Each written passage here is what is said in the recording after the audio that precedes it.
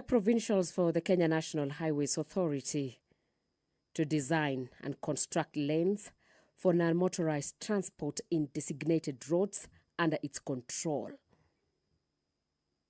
Class 4 of the bill seeks to amend Section 7 of the Act to make provisions for the Kenya Rural Roads Authority, that is to design and construct lanes for non-motorized transport in designated roads under its control. It also seeks to amend Section 10 of the Act to make provincials for the Kenyan Urban Roads Authority, KURA, that is to design, construct lanes for non-motorized transport in designated roads under its control. Further, to make provincial for county governments in implementation of non-motorized transport infrastructure provisions such as the sidewalks, pedestrian crossings, the cycle lanes, as part of its responsibility. It seeks to amend Section 22 of the Act to empower the road agencies to design and construct lanes for non-motorized transport. Clause 7 of the bill seeks to amend Section 46 of the Act to empower the Cabinet Secretary to make regulations relating to design and construction of lanes of non-motorized transport, and also to introduce police enforcement powers on non-motorized transport infrastructure use, such as the dedicated lanes for pedestrians and cyclists, and ensuring the safety of non-motorized transport users.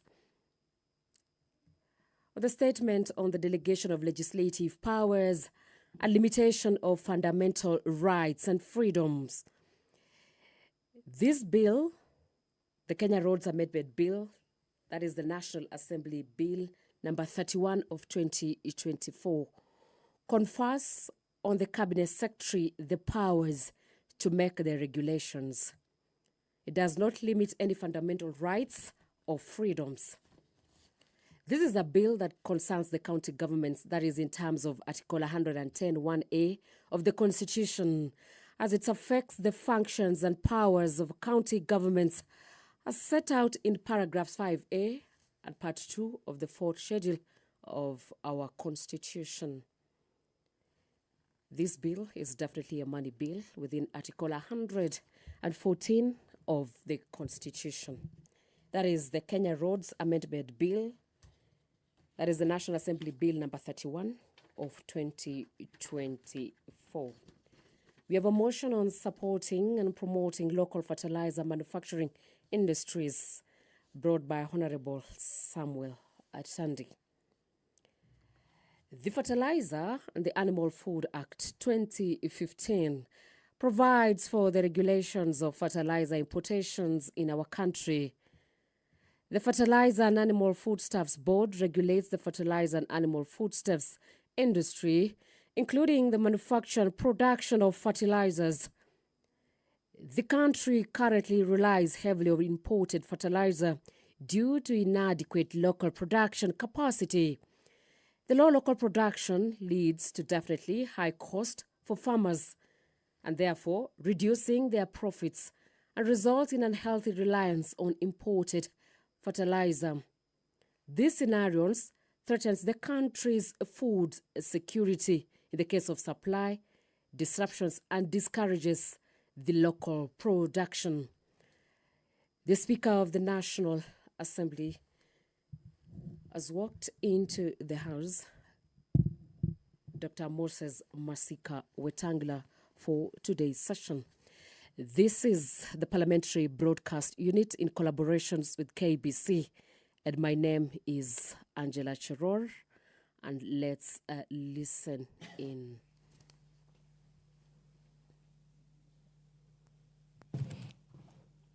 Waheshimiwa, tuombe.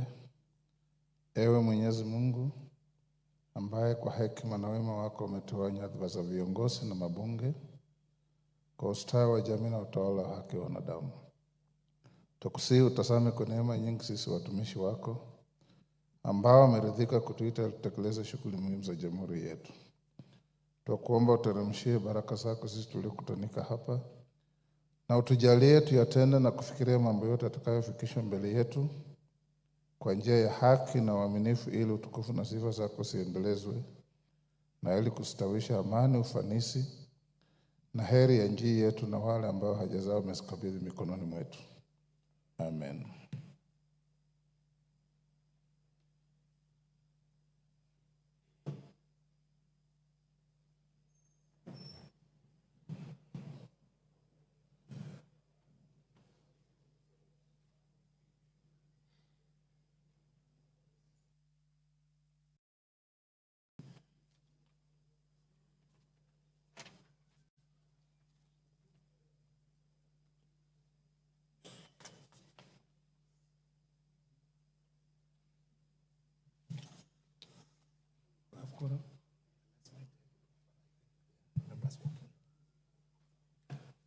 Morning.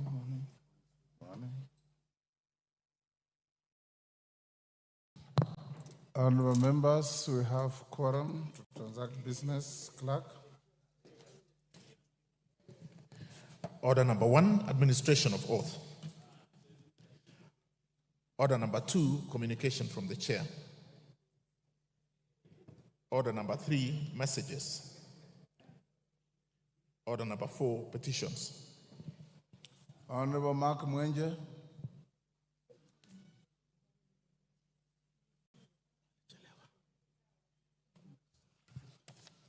Mark Mwenje. Petition stayed next week. Next order. Order number 5, papers. Majority Leader.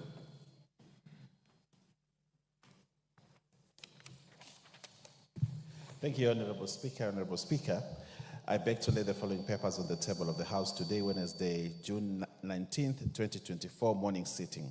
Reports of the Auditor General and financial statements for the year ended 30th June 2023, and the certificates therein in respect of 1. Bomas of Kenya Limited, Kenya Forest Services, Water Resources Authority, Higher Education Loans Board, Kenya Water Institute, University of Nairobi Press, Kenya Medical Supplies Authority, Tourism Regulatory Authority, National Youth Council, and the Kenya Utalii College. I thank you, Honorable Speaker, and I beg to lay. Next order. Order number 6, notices of motion. Order number 7, questions and statements. Honorable Joseph Namwar, Turkana Central, is in the House. Honorable Lillian Sioi, Member Trans Nzoia County. Honorable Fatuma Masito, you may raise your question to Labor. Thank you, Mr. Speaker, sir. Mr. Speaker, sir, I would like to request for a statement regarding the unfair labor practices by Leisure Lodge Beach Hotel Golf Resort in Diani. Honorable Speaker, pursuant to the provision of Standing Order 44.2c, I rise to request a statement from the chairperson of Departmental Committee on Labor regarding the unfair labor practices by Diamond Leisure Lodge Beach and Golf Resort, formerly known as Leisure Beach and Golf Resort.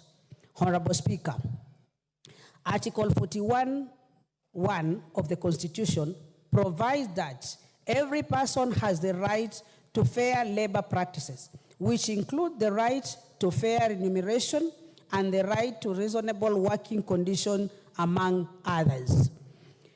Despite of the above stated constitutional safeguards, Leisure Lodge Beach and Golf Resort continues to subject its employees to unfair labor practices, Mr. Speaker.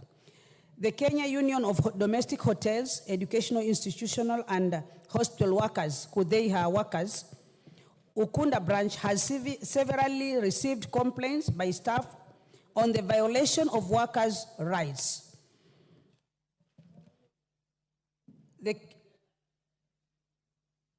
Disregarding employment laws, paying workers poorly, unfair termination, and non-implementation of the collective bargaining agreement of 2019 to March 2020. Honorable Speaker, the union at various states have tried to engage consultative meetings with the hotel to resolve the issue brought forward by the staff unfairly terminated by the hotel, and to ensure adherence to implementation of the collective bargaining agreement. However, efforts of the union have been futile, considering individuals such as Mr. Wycliffe Jumaisi, John Jira, Ms. Margaret Laban, Mr. Lazarus Changawa, Mr. Kachocho Mare, and Mr. Idi Ali, and Mr. Kenneth Wanyonyi, Mr. John Dalu, and Mr. Laban Litunda are yet to be paid their terminal dues upon their unfair termination, Mr. Speaker. Honorable Speaker, it is against this background that I seek a statement from the Chairperson Departmental Committee on Labor on the following. 1. What action have been taken to ensure that Leisure Lodge Beach Resort complies with the shop level agreement entered into on 9th August 2021 with the Kenya Union of Domestic Hotels, Educational Institutions, and Hospital Workers, Kudeha Workers Union, as well as implementation of the collective agreement of 2019 to March 2020, Mr. Speaker? Why the hotel, formerly known as Leisure Lodge Beach Hotel, has unlawfully failed to make payments of terminal dues and arrears of the stated employees and provides timeless when the payment will be received, Mr. Speaker. Explain whether compensation provided for the unfair treatment by the experience from their employer. I thank you, Mr. Speaker, sir. Chair Labor, Karemba, any member of the committee? Majority Leader, they'll bring the response in 2 weeks. Much obliged, sir. Mary Masse, Teso South. Thank you, Honorable Speaker. This is a request for a statement on delayed remittance of pension to pensioners of the Kenya Broadcasting Corporation Staff Retirement Benefit Scheme. Honorable Speaker, pursuant to Standing Order 44-2C, I wish to request for a statement from the Chairperson of the Departmental Committee on Social Protection regarding delayed remittance of pension to pensioners of the Kenya Broadcasting Corporation. Honorable Speaker, the Kenya Broadcasting Corporation established the Kenya Broadcasting Corporation Staff Retirement Benefit Scheme under defined benefit scheme in 1991. In 2010, the National Treasury issued Circular Number 18 of 2010, directing conversion of all defined benefit schemes in the public sector to defined contributory schemes. Notably, the Kenya Broadcasting Corporation Staff Retirement Benefit Scheme still operates as a defined benefit scheme. Honorable Speaker, while there are no pending employee and employer remittances to the pension scheme, the total unremitted contributions without interest stood at Kenya shillings 1,646,696,274 as at December 2023. Can you try another mic? Try the next one and see.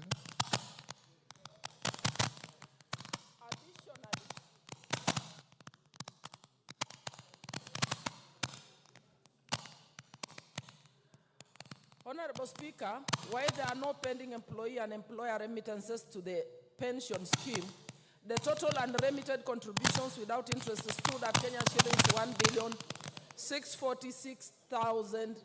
1,696,274 at December 2023.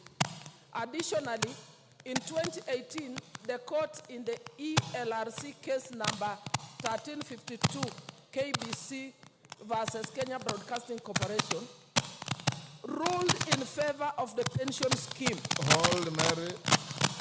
Clerk, what's happening?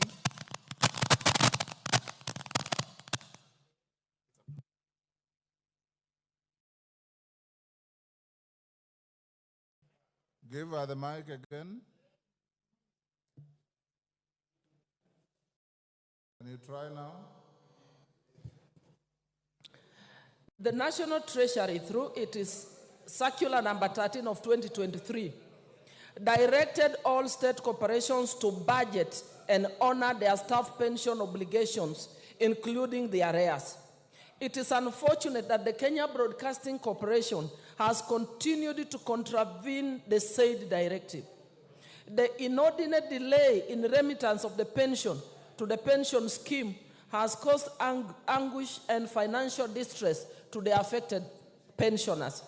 Honorable Speaker, it's against this backdrop that I seek a statement from the chairperson of the Departmental Committee on Social Protection on the following.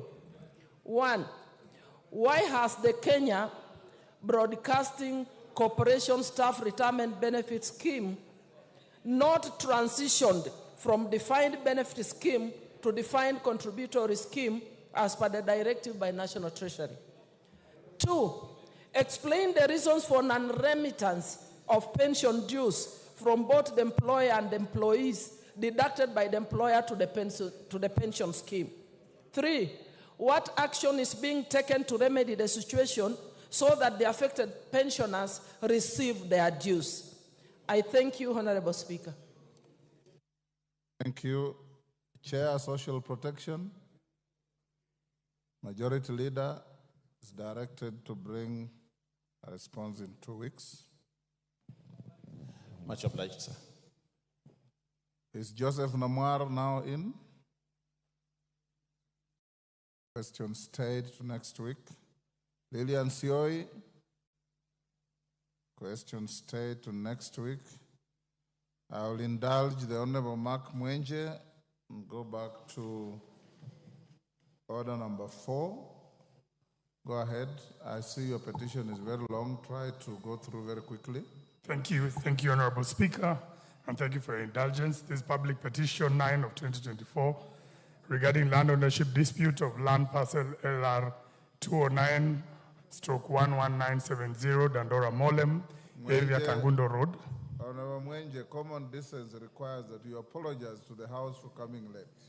Thank you, Honorable Speaker. First of all, let me apologize for coming late. I was rushed to the table office to correct the same.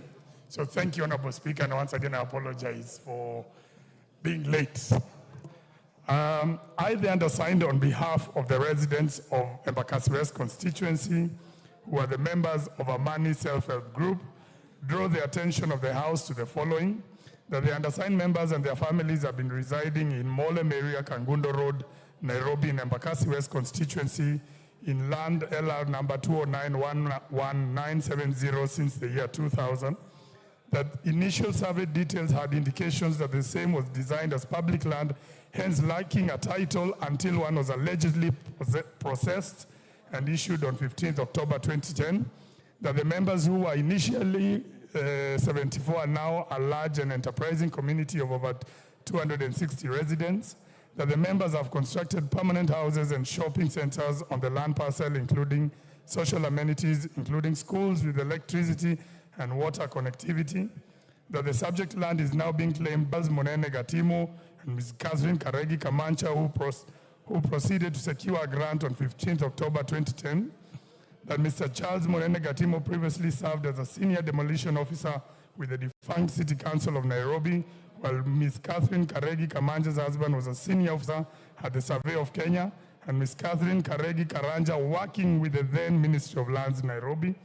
That the circumstances under which the two Mr. Charles Monene Gatimo, Ms. Catherine Karegi Kamanja, obtained the said grant, excluding Charles Karegi Kamanja, whose name was on the subject letter allotment issued on 20th July 19, Ministry of Lands, Nairobi.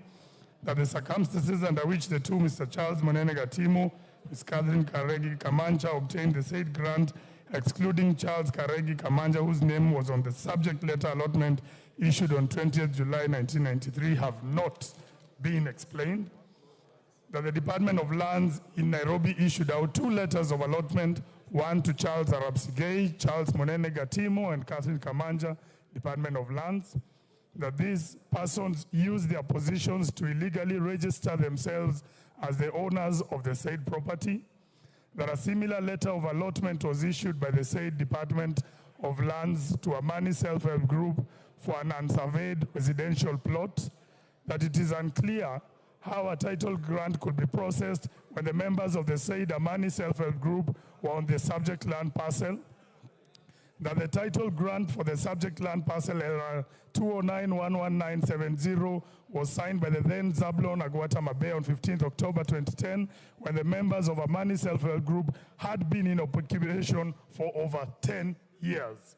That on 4th February 2009, Mr. Charles Monene Gatimo alone saw an affidavit accompanied with a letter to the Director of Surveys claiming that he had lost the deed plan number 176452 LR 209-11970, that in response to the said letter, licensed surveyor Mrs. Rocco Omala advised the Director of Surveys Nairobi to issue a certified copy of the said deed plan and release the same to Act Service by letter dated 12th January 2009, that efforts by Amani Self-Help Group to access the correspondence file from neither the Chief Land Registration Officer, Nairobi, or the Director Land Administration has been futile, that the initial land parcel surrounding the subject land grant LR number 209-9611 have registration numbers with 4 digits, while LR 209-11970 has 5 digits, a confirmation that the said title grant could have been superimposed in the area to secure a title which has got no records. That it is incumbent upon the Lands Ministry officials to take clarification as to whether due process was followed in the processing of the grant LR 209-11970. That the Cabinet Secretary of Lands through the Land Ministry officials makes available the letter of application for allocation of the land by Charles Arabsigei, Charles Monene Gatimo, Catherine Kamanja, and their respective approvals, and any premium payment made. That the efforts to resolve the matter with the relevant ministry and agencies have been futile, that the issues in respect of this petition is made and are not pending before any court of law, constitutional or statutory body. Therefore, your humble petitioners pray that the National Assembly, through the Public Petitions Committee 1, establishes the status of ownership of LR 209-11970 in the Dandora Molem area, Kangundo Road, Nairobi, Embakasi West constituency, vis-a-vis the allegedly illegally acquired title deed held by the private developers. 2, intervenes to have the government through the Ministry of Lands and Physical Planning to avail or table all legal documents in regard to ownership of LR 209-11970 in Dandora Molem, Kangundo area in Embakasi West constituency. 3, makes any other order or direction that it deems fit in the circumstances. This petition, Honorable Speaker, is presented by myself as Member of Parliament for Embakasi West, and I thank you for your indulgence once again. Thank you, Honorable Speaker. Thank you, Mark Mwenje.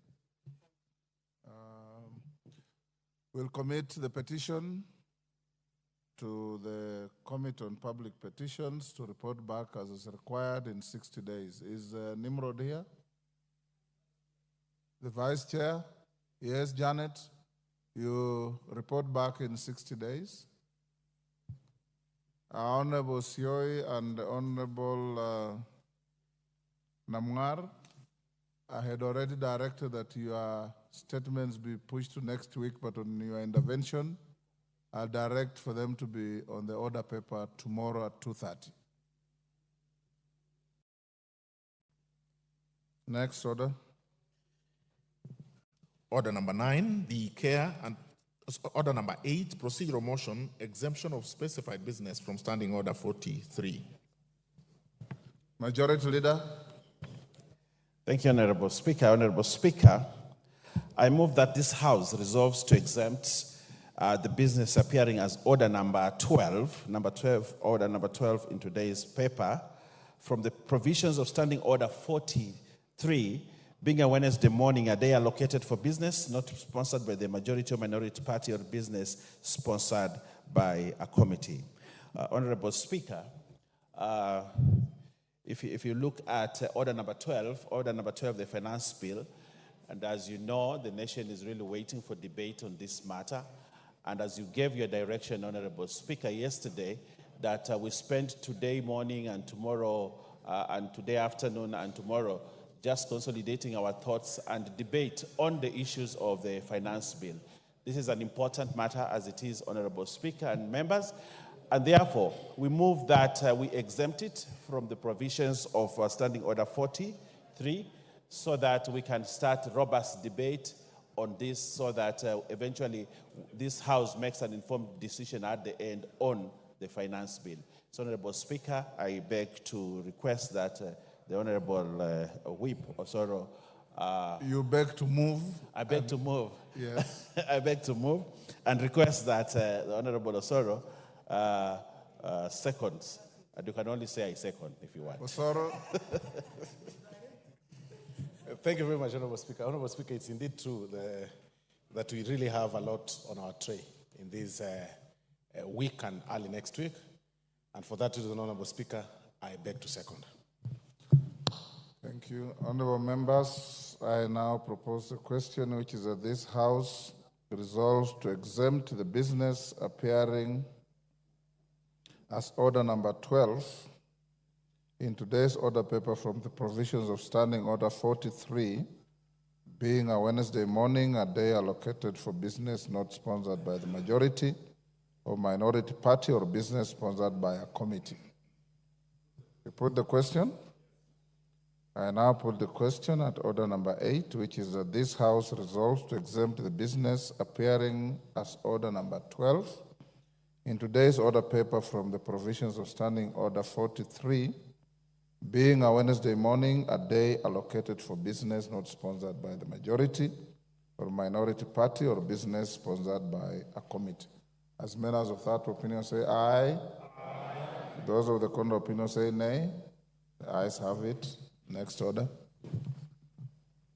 Order number 9, the Care and Protection of Child Parents Bill, Senate Bill number 29 of 2023, second reading. Question to be put. Order, honorable members on their feet, take your seats.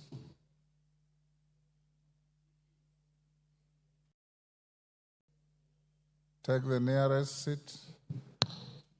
Honorable members, I now put the question at order number 9, which is that the Care and Protection of Child Parents Bill, Senate Bill number 29 of 2023, be now read a second time. As members of that opinion say aye. Aye. Will those of the contrary opinion say nay? Nay. The ayes have it.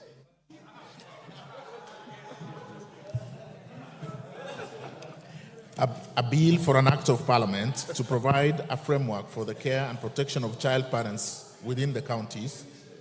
To provide a framework. Order. Honorable Kaluma, you sit on this chair. You know very well if you want to call for division, it must be contemporaneous to the decision by the Speaker. And in your attempt to lobby for support, you know you have failed. Go ahead. A bill for an act of parliament to provide a framework for the care and protection of child parents within the counties, to provide a framework through which an expectant girl child or a child parent may actualize their right to basic education and at the same time ensure the care of their children and for connected purposes. Thank you. Honorable Kajwang, you have a second bite to this bill at committee stage. Yes. It's entirely up to you. The Speaker has no fight, no dog in this fight. Next order. Order number 10, the Kenya Roads Amendment Bill, National Assembly Bill number 31 of 2024, first reading. A bill for an act of parliament to amend the Kenya Roads Act and for connected purposes.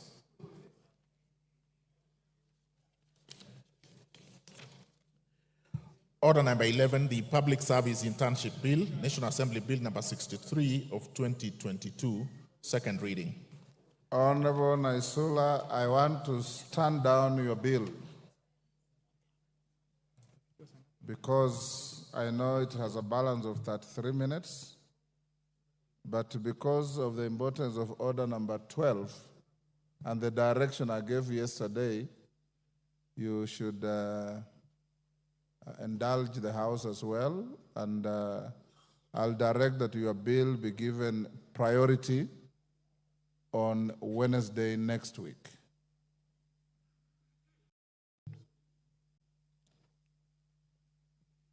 Most obliged, Mr. Speaker. I'm sorry, but you had my direction yesterday, and you've already also passed a motion to exempt this morning Well from directed. the kind of business that your bill has. Next order. Order number 12, the Finance Bill, National Assembly Bill number 30 of 2024, second reading. Chairman, Finance, and as the chairman comes to move the bill, honorable members, you recall my direction yesterday. We will have the bill moved and debated the whole of this morning. This afternoon at 2:30, apart from preliminaries, we'll go straight to the bill. If there is continued interest, tomorrow morning we already created a sitting from 9:30. We'll go on with the bill. Subject to continued interest, we will go to the afternoon, and regardless of what we'll be obtaining on the floor, House Business directed and recommended that the question will be put on tomorrow afternoon. So those of you who want to speak to this bill, you have this morning, this afternoon, tomorrow morning, and a part of tomorrow afternoon. Yes, Honorable Nikal, what's your point of order? Thank you, Mr. Speaker. I want to raise this in relation to the finance bill and particularly the report, and I'm actually literally seeking your guidance. That is the main issue. Mr. Speaker, the report of the bill, as you had indicated yesterday afternoon, would reach us later, and it did. However, Mr. Speaker, I want your guidance on the procedure that this report followed. Ordinarily, when we have a bill, the bill would come in the first reading, then it goes to public participation, as this one did. And then the committee would then get a report. That report would then come to you. Mr. Speaker, after it comes to you, you will then approve it for it to be tabled. It will then tabled. Then once again, it then comes a public document, and it can be discussed, and we discuss it, and it helps us to discuss the bill, which is actually what we are going to discuss. But Mr. Speaker, if then the bill goes through and goes to the Committee of the Whole House and the third reading and it's passed, it then will go to the President for assent. And that is the procedure.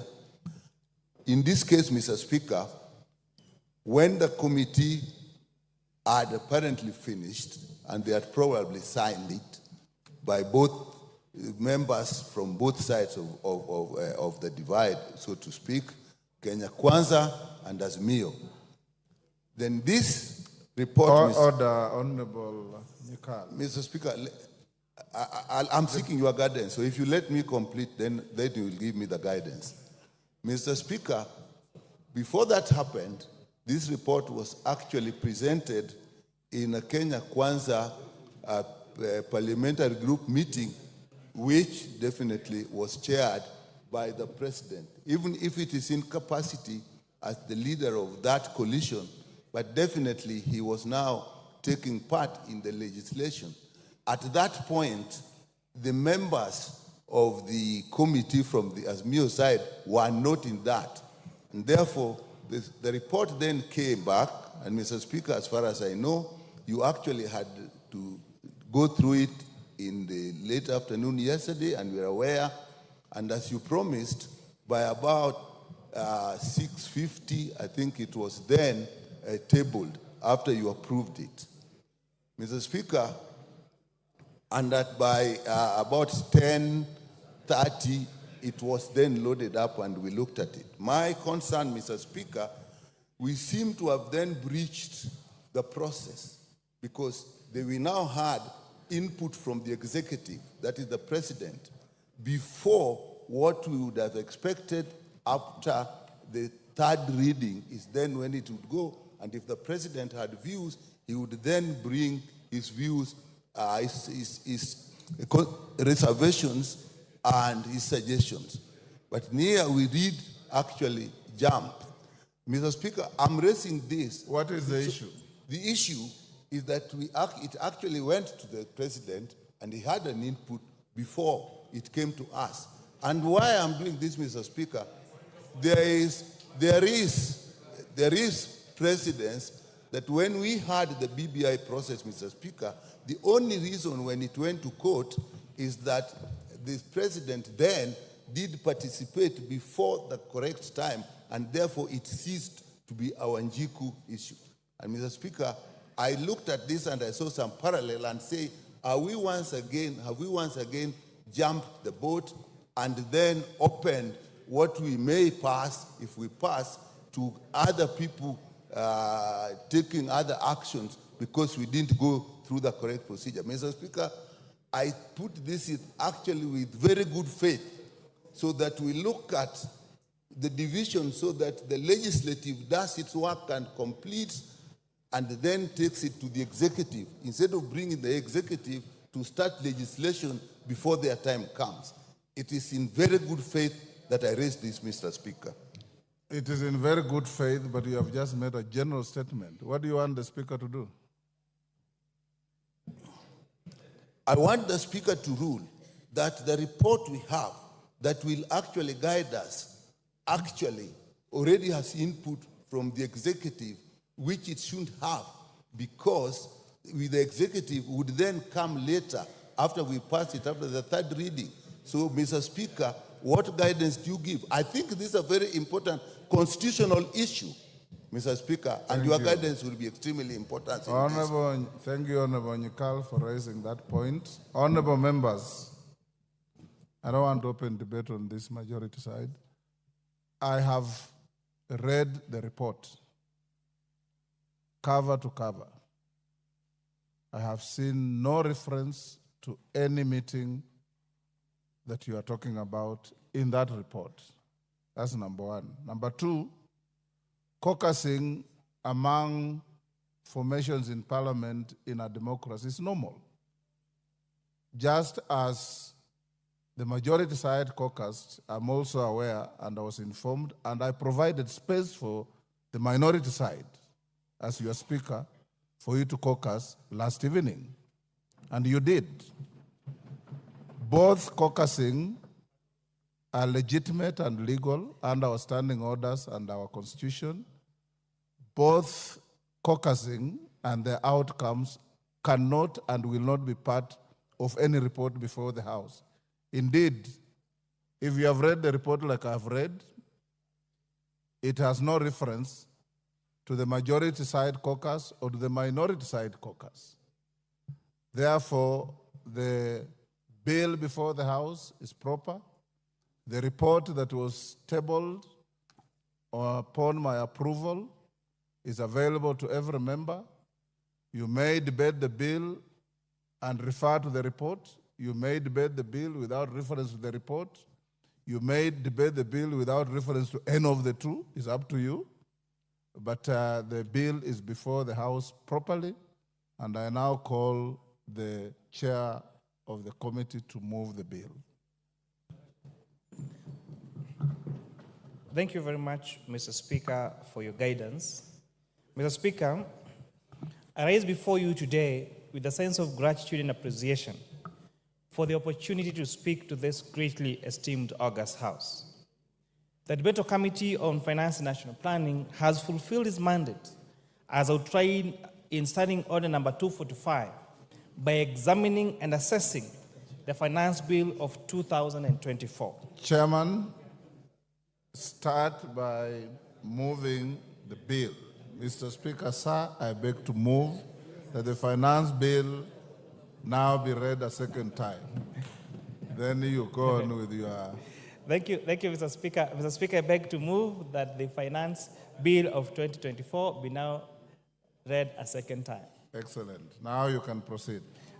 Mr. Speaker, I rise before you today with a sense of gratitude and appreciation for the opportunity to speak to this greatly esteemed August House.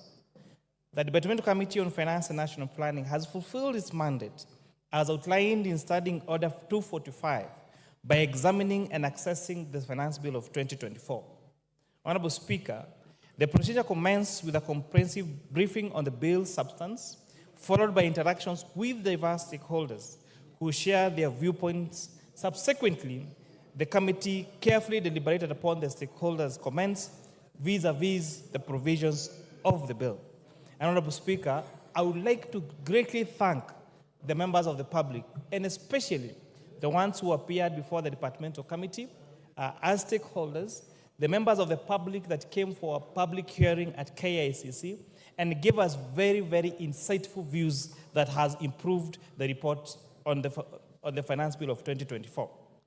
Honorable Speaker, in a very special way, although these people breached the Data Protection Act by sharing our numbers to Kenyans, but also thank Kenyans that wrote to us through SMSs, that called us, and some of them, Honorable Speaker, were generous enough to send us 1 shilling and 2 shilling and 10 shillings to confirm whether our numbers were authentic.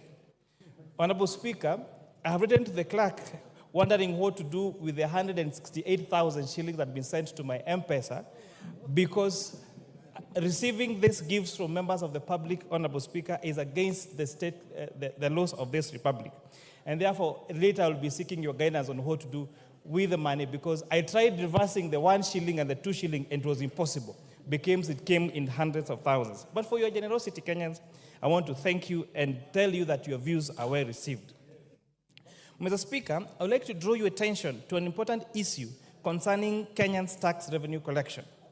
Over the past decade, our tax revenue as a share of GDP has remained stagnant at approximately 15%. This stagnation is a cause for concern, and we as a country need to develop favorable tax measures to balance between relying on our own social resource mobilization and depending on debt. Honorable Speaker, this bill proposes to raise a total of 346 billion shillings to support the expenditures that will better be passed by this House through the appropriations bill, Honorable Speaker. Notably, this expenditure is going to lead to the highest allocation ever to county governments at 401 billion shillings. This is the first time, Honorable Speaker, that this allocation to counties through equitable shares is exceeding the 400 billion shillings mark. Honorable Speaker, in as much as this House debates about raising revenue for this country, I want to encourage our members in our sister house, the Senate, and our county assemblies and our county governments to also prioritize ways of raising their own source revenue as county governments. Honorable Speaker, I would specifically want to laud Embu, Murang'a, and Nakuru counties that have exceeded their own source revenue share, because once counties are able to generate their own source revenue, it reduces the pressure that the national government has in collecting revenues to be sent to counties for conduction of county functions through the equitable share. Mr. Speaker, in comparison to African countries, tax revenue as a percentage of GDP, such as Botswana, is at 24%, Mauritius at 18%, and Zambia at 17%. Kenya is lying behind with a tax revenue collection of 14.1% as of 2022. These countries have managed to achieve higher tax revenue collection rates, which highlights the need for us to reassess our tax policies and explore more effective measures that favor the business environment and enhance revenue collection. The Kenyan government has embarked on a tax reform agenda through the medium-term revenue strategies, MTRS, aiming to increase the tax to GDP ratio to 25% by 2030. This reform is crucial for aligning Kenya with its regional peers and ensuring sustainable economic growth through improved domestic resource mobilization. Honorable Speaker, the reason why there is increased debate on taxation in this country is because we have 20% of Kenyans contributing to 80% of our taxes. That means there is a need to have a robust expansion of our tax base and ensure that if everyone in this country pays their equitable share of taxes, then we will not have to weigh this on the 20% that are paying 80% of our taxes in this country. Mr. Speaker, I would like to highlight a significant aspect of Kenya's economy over the past decade. We have witnessed the emergence of employment opportunities, especially around the digital marketplace. Significantly, this contributing to a significant economic evolution.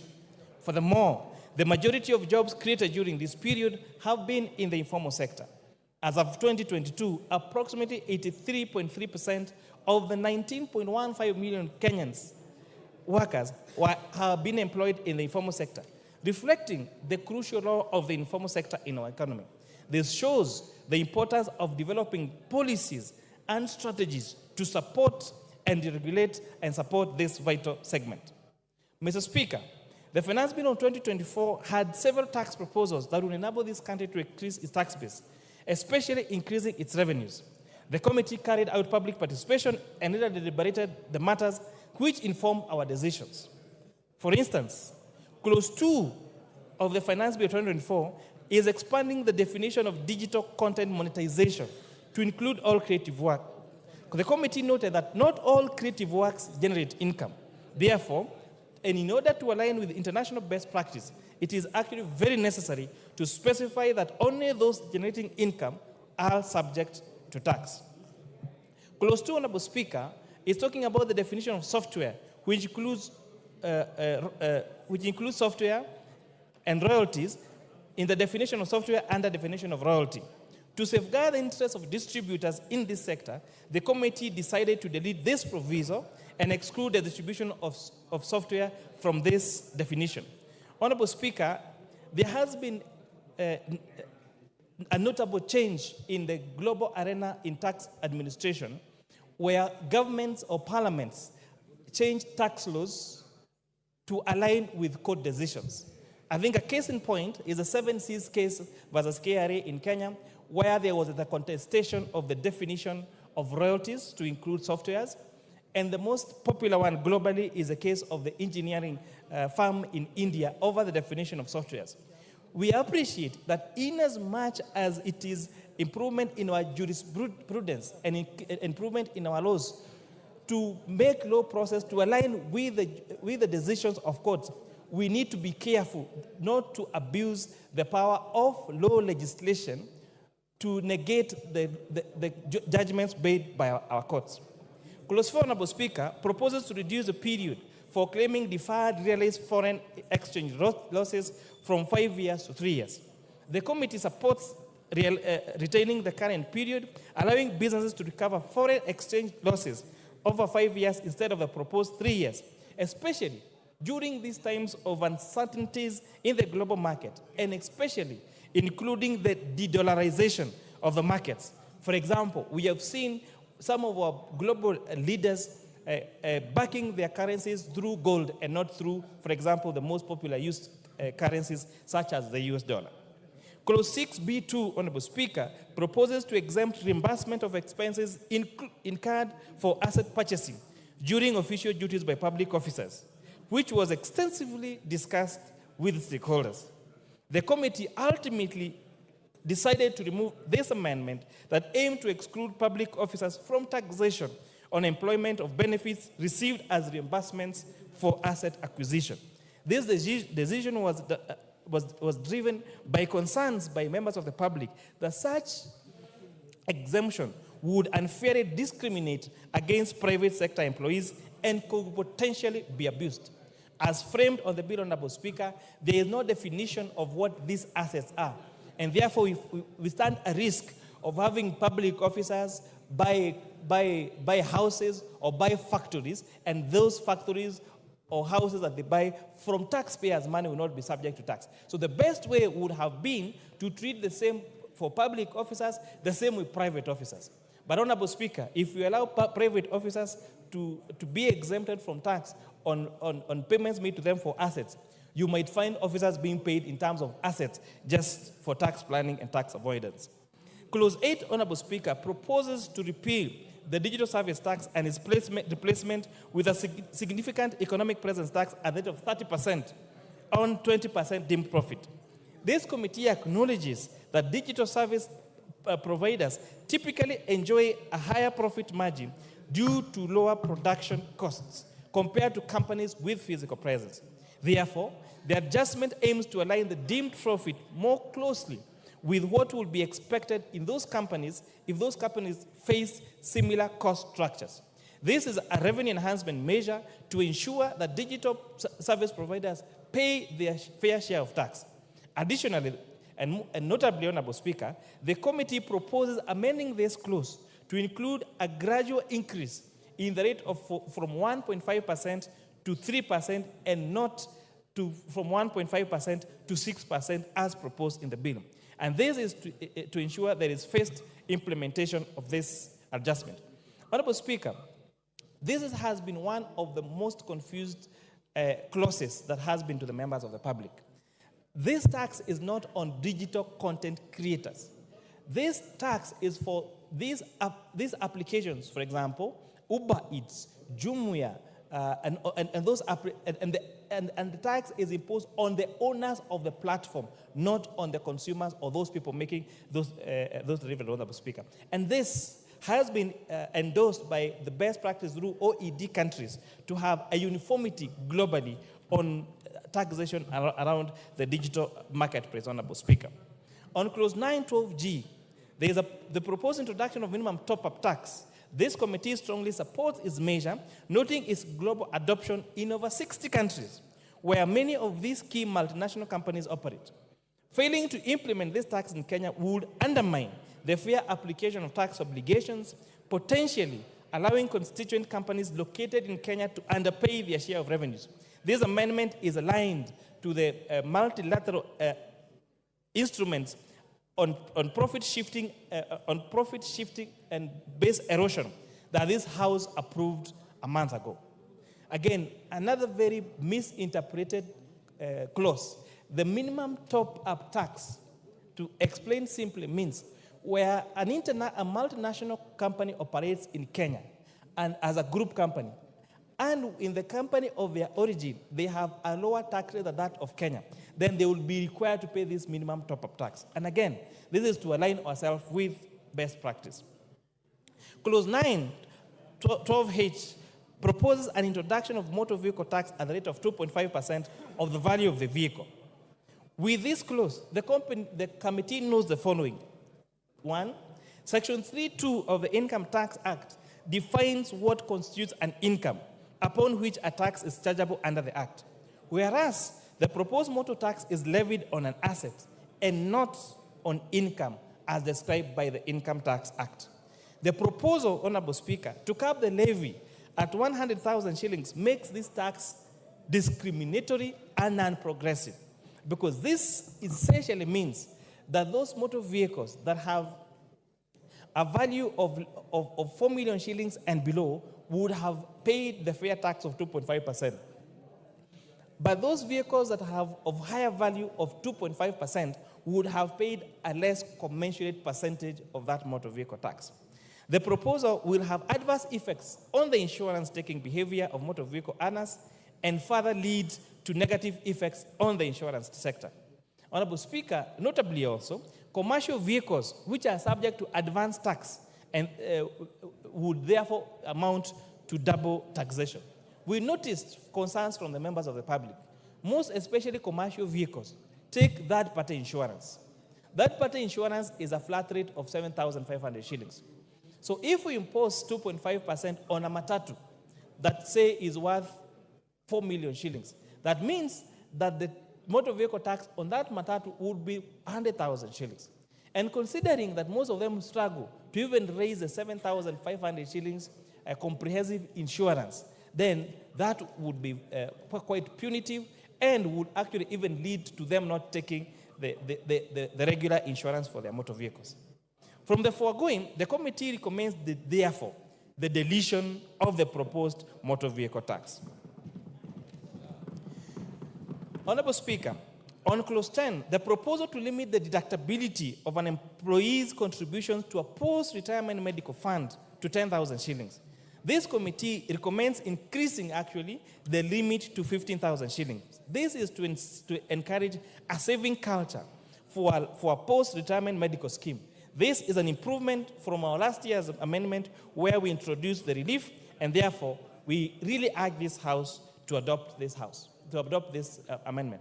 Honorable Speaker, you will note a concept called black tax, where the reason why majority of Kenyans, especially middle-income earning Kenyans, are struggling, one of them is because they have to support their aging parents. Some of them really contributed their many years of public service to serving the people of this country. So we are therefore providing for an incentive for them that when you are actively in service, please save for your post-retirement medical scheme. And we're saying, when you make this contribution to your post-retirement medical scheme, that contribution will be tax allowable to up to 15,000 shillings a month.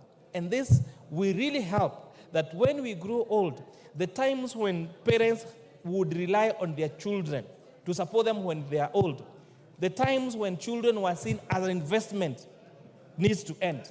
When someone reaches their age of 18 years, they should be allowed to drive by themselves and support themselves and the family by us during our active lives investing heavily on our retirement.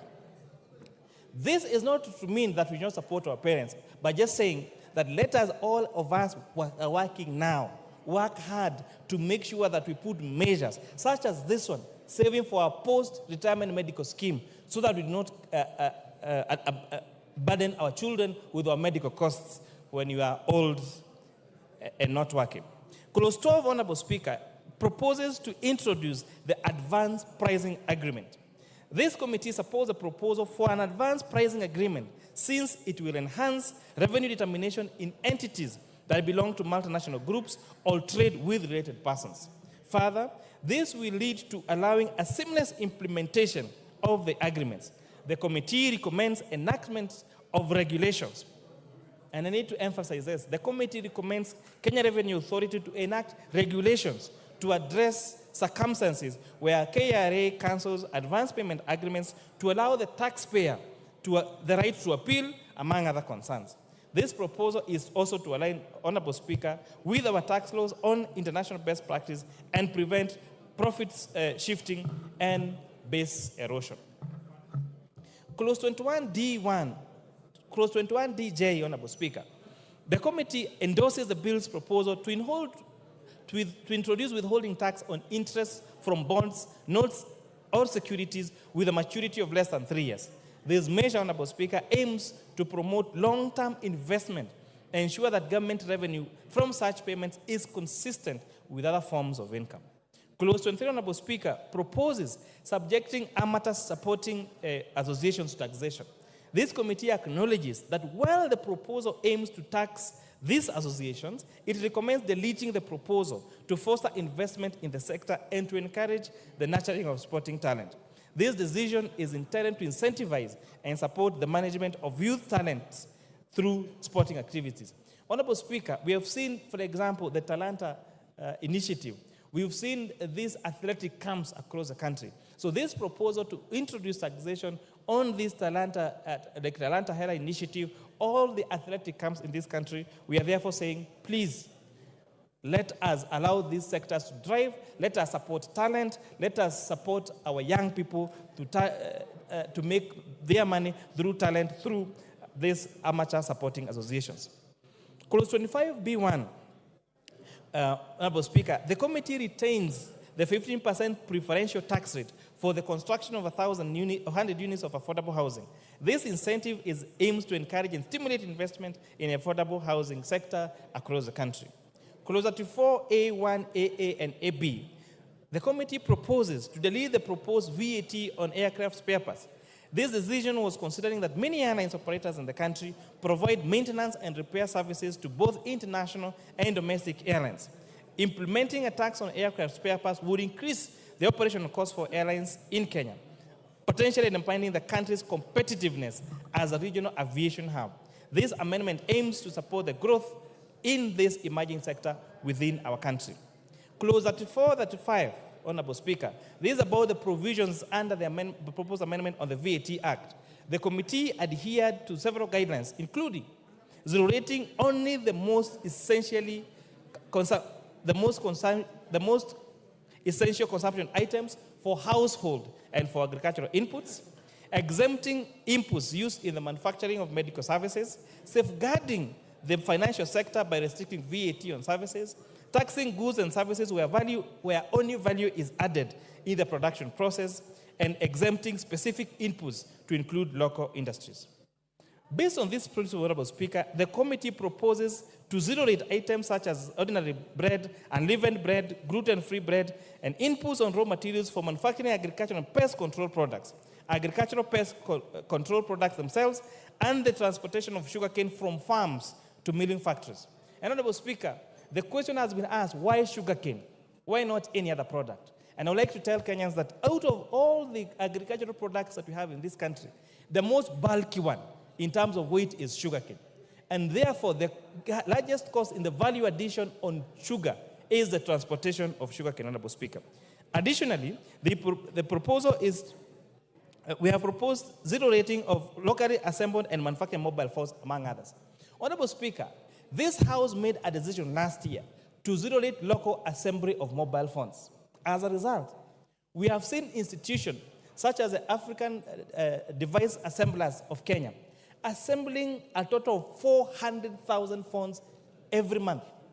They have created employment for over 1,000 Kenyans.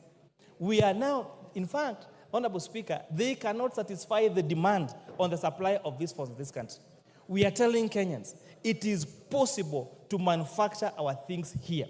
We do not have to import these things from other countries. We can support our manufacturing and make sure that we consume and use only those products that are locally manufactured. The committee further recommends exempting several products from VAT, including the issuance of credit and debit cards, foreign exchange transactions, sanitary towels, diapers, and services to local film agents. Clause 39, Honorable Speaker, of the bill proposes the removal of provision granting relief on excess duty to manufacturers of accessible goods and providers of internet data services. The committee recognizes that excess duty, similar to VAT, considers input and output tax for manufacturing of accessible goods. Removing, therefore, Section 14 of the excess duty would prevent manufacturers from deducting excess duty, thereby potentially raising production costs and necessarily leading to higher prices to consumers. This deletion aims to safeguard Kenyans from increased prices of essential commodities. Honorable Speaker, it is East African community practice that excess duty on inputs become a tax allowable expense to manufacturers. And the risk of passing this Section 14 as proposed in the bill would mean that we would potentially make it cheaper for someone to go and manufacture in a different country and then import into this country duty-free. And therefore, this committee was very conscious on the need to protect our manufacturers and make sure we buy Kenya and build Kenya. Clause 39 proposes the removal of the provision granting relief on excess duty on accessible goods. I have explained that. Clause 42, Honorable Speaker, addresses excess duty on goods where the committee is guided by the following principal criteria: exempting goods from locally manufactured goods, exempting products to prevent increases in consumer prices, improving the administration of excess duty for ease. Based on this principle, therefore, the committee recommends the following: exempting vegetable oils, fertilized eggs, and clinker from excess duty. Honorable Speaker, I would like to explain what the difference is between these eggs. We have what we call table eggs. Table eggs is the ready-to-eat eggs that we eat here at our restaurant or our homes. We have incubated eggs of what we call fertilized eggs. These are eggs that are ready to hatch. These are the ones that give us, for example, the one-day-old chicks. Honorable Speaker, as a poultry farmer myself, I attempted, when I was buying my one-day-old chicks, I was told that I needed to wait for 4 months before I got the one-day-old chicks, Honorable Speaker. This means that there is a great, the supply of fertilized eggs in this country is much lower than that of table eggs. However, we need to protect our eggs from imported eggs from other markets. Therefore, a few years ago, if you remember, Kenyans were eating eggs from Uganda at the expense of eggs that are laid by our own chicken here. It is plausible. It defeats any reason why we should allow an egg laid in a different country to land into a country at a cheaper price than eggs that are being made by our farmers here. So we have therefore introduced, Honorable Speaker, imposition of excise duty on imported table eggs, on imported onions, and on imported potatoes, so that we protect our onion, our poultry, and our potato farmers, especially in Molo and Nyandarua. Based on this criteria, Honorable Speaker, the proposal to exempt them from excise duty, vegetable oils, and fertilized eggs from incubation, amongst other things, is what we use under this consideration, Honorable Speaker. Further in, keeping with the tax system's predictability, the committee proposes to maintain the current rates on excise duty on imported motorcycle, plastic, onions, potatoes, among others. And again, I want to explain here that excise duty has been proposed only on imported, completely assembled motorcycles. We have had local capacity of our manufacturers assembling our own motorcycles. Let us ride motorcycles that are assembled in Kenya. When we export these jobs to China, when we import these completely locally assembled goods from China, it means three things. One, we are exporting our jobs to another country. Two, we are eroding our foreign exchange, because once we do those importation of those goods, we have to use our dollars. And that is where it took us last year with the titulator of our Kenya shillings going to as low as 167 shillings, Honorable Speaker. Three, we are certain of the quality of that particular product, because you can go to that plant, you can go to that factory and ascertain the quality of those, Speaker, in addition to creating employment to our young men and women in this country. With this regards, Honorable Speaker, to excise duty in services, the committee was guided by the need to keep the consumer prices for certain services low and then to ensure stability in terms of the rate of excise duty. Based on these criteria, the committee proposes to maintain the prevailing rate on money transfer services by banks and financial institutions and money transfer services by several fund providers. Honorable Speaker, you've heard the popular Tuma na ya kutoa. So we want to make sure that that Tuma na ya kutoa is not increased so that we retain the current rates that is on our cellular mobile transfer services. Clause 44, Honorable Speaker, proposes an increase in the import declaration fee to highlight a reduction from 30.5% to 2.5% in the Finance Act of 2023. This resulted in a significant revenue loss of 10 billion shillings, impacting the implementation of 2023-24 budget. And this, therefore, Honorable Speaker, you have seen in a record 2 supplementary budgets that have led to a very huge cut on our expenditures. And this is because one of the decisions that we made was a reduction of IDF last year from 3.5 to 2.5% led to a revenue loss of 10 billion shillings. Honorable Speaker, clause 45 and 48 proposes the introduction of an eco levy to mitigate environmental damage and pollution caused by imported finished products in Kenya. The committee emphasizes that this levy should exclusively apply to imported finished products, therefore safeguarding local manufacturers who are already adhering to what's called the extended producer principle.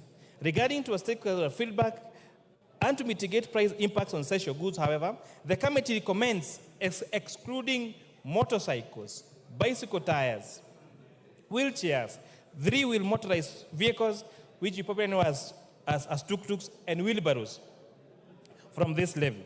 Additionally, the committee proposes reducing the eco levy for select finished goods. These adjustments are intended to balance environmental protection with consumer affordability and local manufacturing interests, Honorable Speaker. Especially on the area of e-waste, Honorable Speaker. Whatever products, these products, when you import them, when we import that phone, one day that phone will die ultimately. So we are saying, let us have a fund through the restoration fund which provides resources to ensure at the end of the life of that product, there is money that is used to restore, to either reuse, recycle, or restore the impact of that product to the economy, Honorable Speaker. And for example, how that fund is already working. Now, if you are doing mineral exploration in this country, and you go and dig up when you're doing your quarry or your mineral exploration, you are required to pay a bond so that when now you finish your exploration, there is money to restore that land to its original state, either, for example, by converting it into a dam or filling it up. So this is similar to that. And you've seen this work in other countries, where when at the end of use of a phone or a computer, those phones are taken, those computers are taken, and they are either used or recycled, Honorable Speaker. And it's also important to mention that the responsibility of the payment of this eco levy is not on the consumer.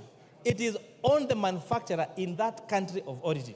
And this, again, is in line with best practice. It has been introduced in Tanzania, it has been introduced in several countries, and most of these larger manufacturers are more than willing to pay this eco levy to make sure that the products that they produce at the end of the life of that product, they're able to be collected, to be reused or recycled to prevent the eroding of our environment, Honorable Speaker. Clause 47 introduces the Export and Investment Promotion Levy to address declining exports and increase imports, especially for locally manufactured goods. The company's objective is to safeguard the local manufacturing sector against unfair trade practices, enhance its competitiveness, and foster a sustainable and inclusive export environment. The Export and Investment Promotion Levy is expected to have several impacts on the manufacturing sector. One, it will support local manufacturing, aiming to increase the sector's contribution to GDP from 7% to 20% by 2027, seeking to level the playing field for local manufacturers struggling against cheaper imports, reducing over-reliance on foreign goods and services. And this levy will generate revenue to facilitate the development of the manufacturing sector and incentivize investments by local, micro, small, and medium enterprises. Based on this course, Honorable Speaker, the committee proposes imposing the Export and Investment Promotion Levy on articles such as leather products and imported footwear, denatured ethyl alcohol, ceramic sinks, and wash basins, among others. Additionally, the committee supports stakeholders' proposal to exempt craft liner, uncoated craft paper, and ballast from the levy. Regarding the motorcycles, Honorable Speaker, the committee suggests implying the levy only, again, on fully built imported motorcycles. This measure aims to design a proper and promote local manufacturing, enhance competitiveness, and support sustainable economic growth in our great beloved country, Kenya. Clause 51 and Clause 57 proposes the integration of electronic tax system, ETIMS, with data management and reporting system. The committee acknowledges the implementation challenges on ETIMS, especially on our small-scale farmers, or subsistence farmers, and microfinances. Therefore, our report proposes that we exempt those farmers and those small businesses with a turnover less than 1 million shillings from this registration, and impose that responsibility on the traders, so that they use what in tax terms they call reverse invoicing. To address this issue, Honorable Speaker, the committee is guided by the international jurisprudence process called de minimis non current lex. In terms of the law does not concern itself with trifles. The law should not concern itself with trivial matters that would hinder even tax administration. And this, Honorable Speaker, is why we are proposing exemption of subsistence farmers and micro enterprises with a gross turnover of below 1 million shillings from this requirement. This exemption aims to facilitate their participation in the form of business transactions without the burden of electronic invoicing requirements. Furthermore, Honorable Speaker, the committee suggests to KRA to ensure guidelines on this operationalization is addressed effectively. These guidelines would provide clarity and ensure smooth implementation while supporting the integration of small-scale farmers and micro enterprises into the formal economy. Clause 56, Honorable Speaker, addresses the issue of agency notices. This is aimed to resolve ambiguities regarding their validity. The committee recognizes the necessity to provide a mechanism to lift agency notices in Kenya where taxes have been fully paid pursuant to a court order. This provision seeks to ensure clarity and fairness in tax enforcement practices, allowing the timely removal of agency notices once obligation has been met through a judicial process. By establishing clear guidelines, Honorable Speaker, for lifting agency notices under these circumstances, the proposal aims to uphold legal compliance while safeguarding Kenya's rights and maintaining the integrity of our tax administration. Clause 61 proposes the removal of restrictions that require owners of affordable housing units to obtain prior written consent from the Affordable Housing Board before selling their units. The committee supports this amendment, citing the concerns from the public that this provision on the Affordable Housing Act infringes on the constitutional right to property. By advocating for the removal of this requirement, the committee seeks to uphold property rights and ensure that homeowners have the freedom to manage and dispose their affordable housing units without unnecessary bureaucratic handles. Clause 63 proposes granting KRA access to personal data. The committee has raised concerns that this proposal does not meet the constitutional threshold outlined in Articles 31C and D of the Constitution of Kenya. Additionally, the committee notes that Section 51 of the Data Protection Act specifies conditions under which exemptions might be applicable. Moreover, Honorable Speaker, Section 60 of the Tax Procedures Act empowers the commissioner or authorized officers with a warrant to access any necessary data for administering tax laws. These considerations, therefore, shows the need for careful alignment with constitutional and legal provisions regarding privacy and data protection in implementing this proposal. The decline in levy collection, Honorable Speaker, continues to impact on highways, urban and rural roads. Recent heavy rains and flooding like El Nino have again further damaged our roads, and therefore they need to provide more resources, Honorable Speaker, through the appropriations to ensure that we have sufficient resources on the repair of our roads, and especially the low-volume seal roads. Mr. Speaker, exploring innovative approaches such as targeted initiatives, simplified tax processes, and enhanced taxpayer education can encourage voluntary compliance and broaden participation in the formal tax system. Bringing more Kenyans into the taxpayer fold, we align our tax revenue collection with economic expansion, enabling us to finance crucial investments in infrastructure, social programs, and sustainable development. Mr. Speaker, addressing these issues proactively and maintaining effective tax policies, we strive to increase our tax revenue collection in line with our economic potential. This, Honorable Speaker, will strengthen our fiscal position, allowing for investment in key sectors such as social welfare programs and infrastructure development, fostering sustainable economic growth to benefit all Kenyans. Mr. Speaker, as we deliberate the Finance Bill of 2024, it is important to actually prioritize measures that will effectively expand our tax base and ensure revenue generation. This may involve innovative tax policy approaches such as incentivizing compliance, simplifying tax procedures, and overcoming barriers that hinder our revenue growth. Honorable Speaker, there are other two proposals that are very critical in this economy. One of them is the amendment on excise duty on cigarettes, where we were applying preferential rates per centiliter to filtered and unfiltered cigarettes. Honorable Speaker, we witnessed heartbreaking confessions of victims of throat cancer after 25 years of smoking.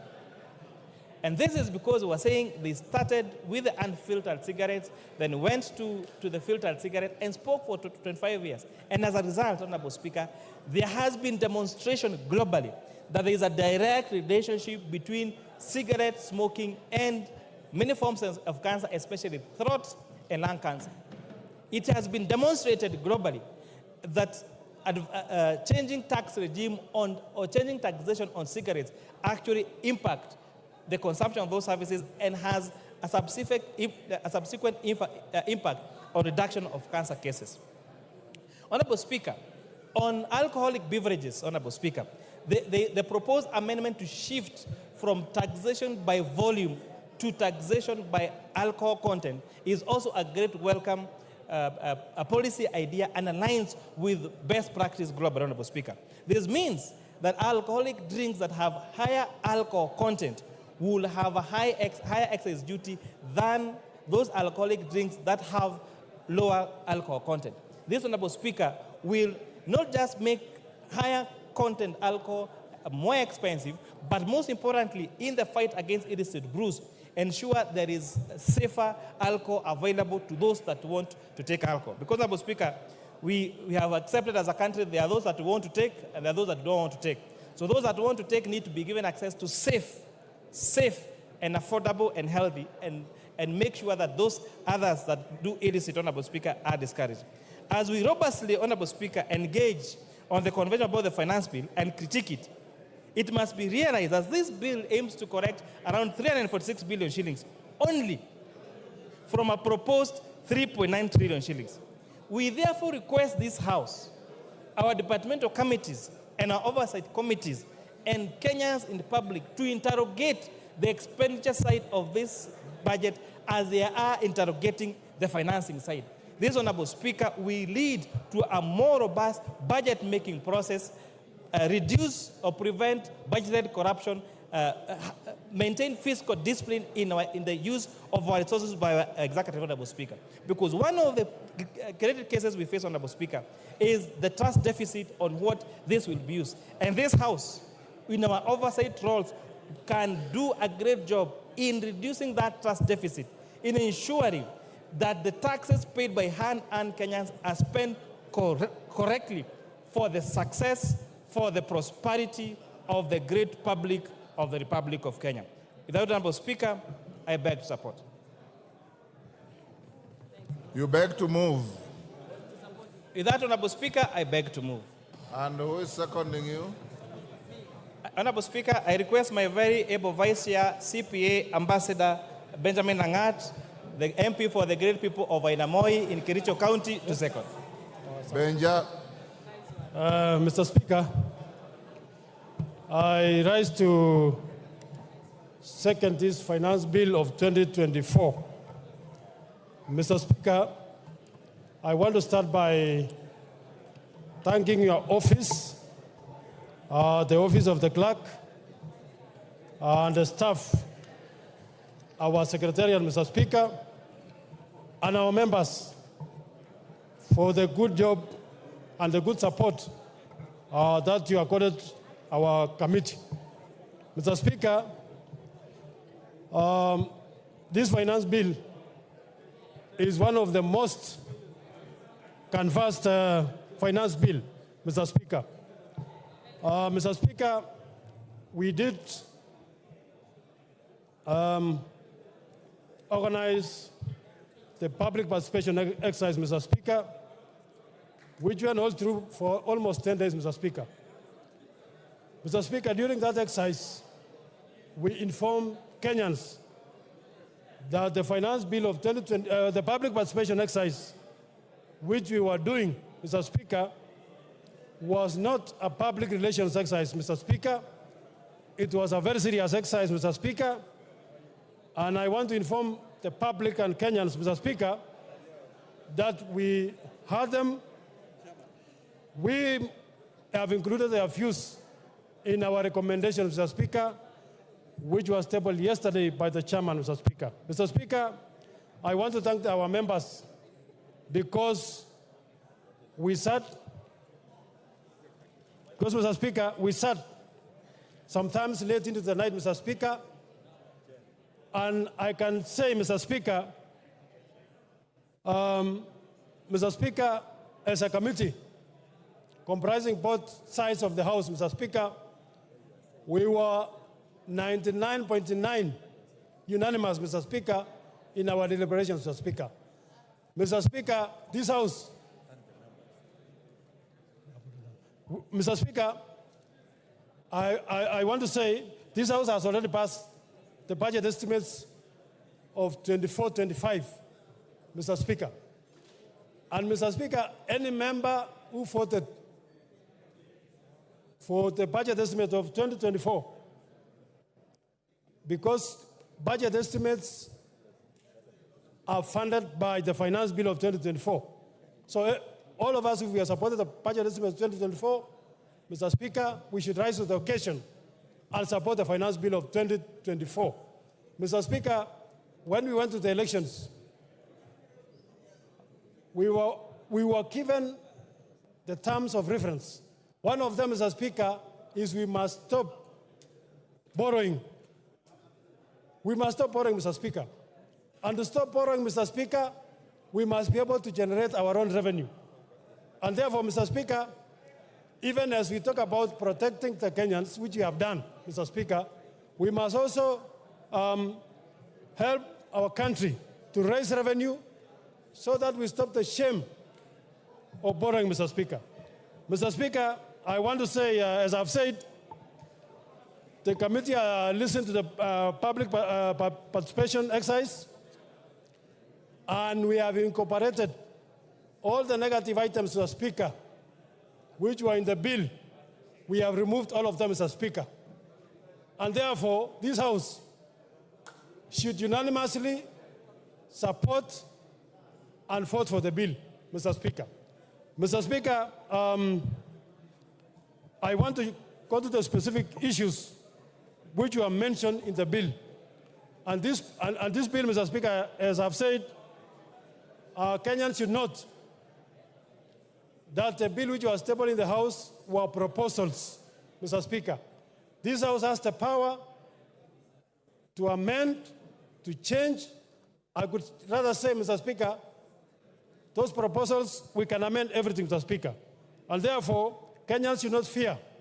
We are here to protect Kenyans. We are here to protect our country, Mr. Speaker. Mr. Speaker,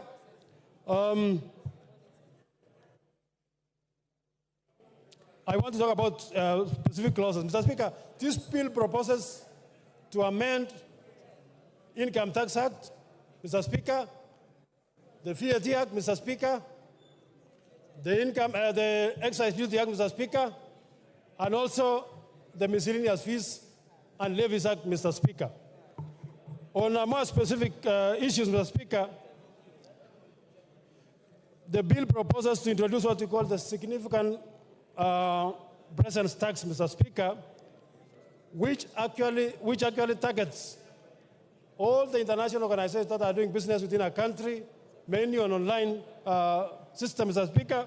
They are making money, they are getting money to their country, but they are getting less, Mr. Speaker. Mr. Speaker, we must make sure that everyone who does business in the country contributes to our economy, contributes to our tax income, Mr. Speaker, and therefore the committee supports the introduction of what we call the significant tax presence system, Mr. Speaker, so that we make sure we tax everyone who's doing business in our country and contribute to our economy, Mr. Speaker. Mr.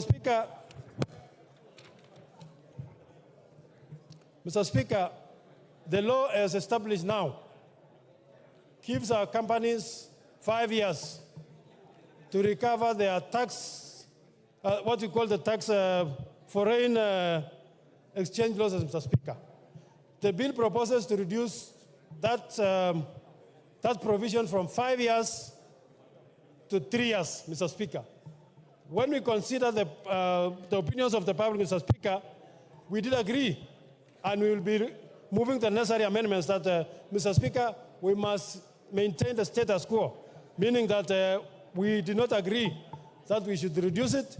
It is good for the public, for our companies, Mr. Speaker, to be given sufficient time to recover their losses, Mr. Speaker. So, Mr. Speaker, we shall be introducing recommendations to delete that section, Mr. Speaker, which was proposing to reduce recovery of foreign losses, exchange losses, from 5 years to 3 years. Mr.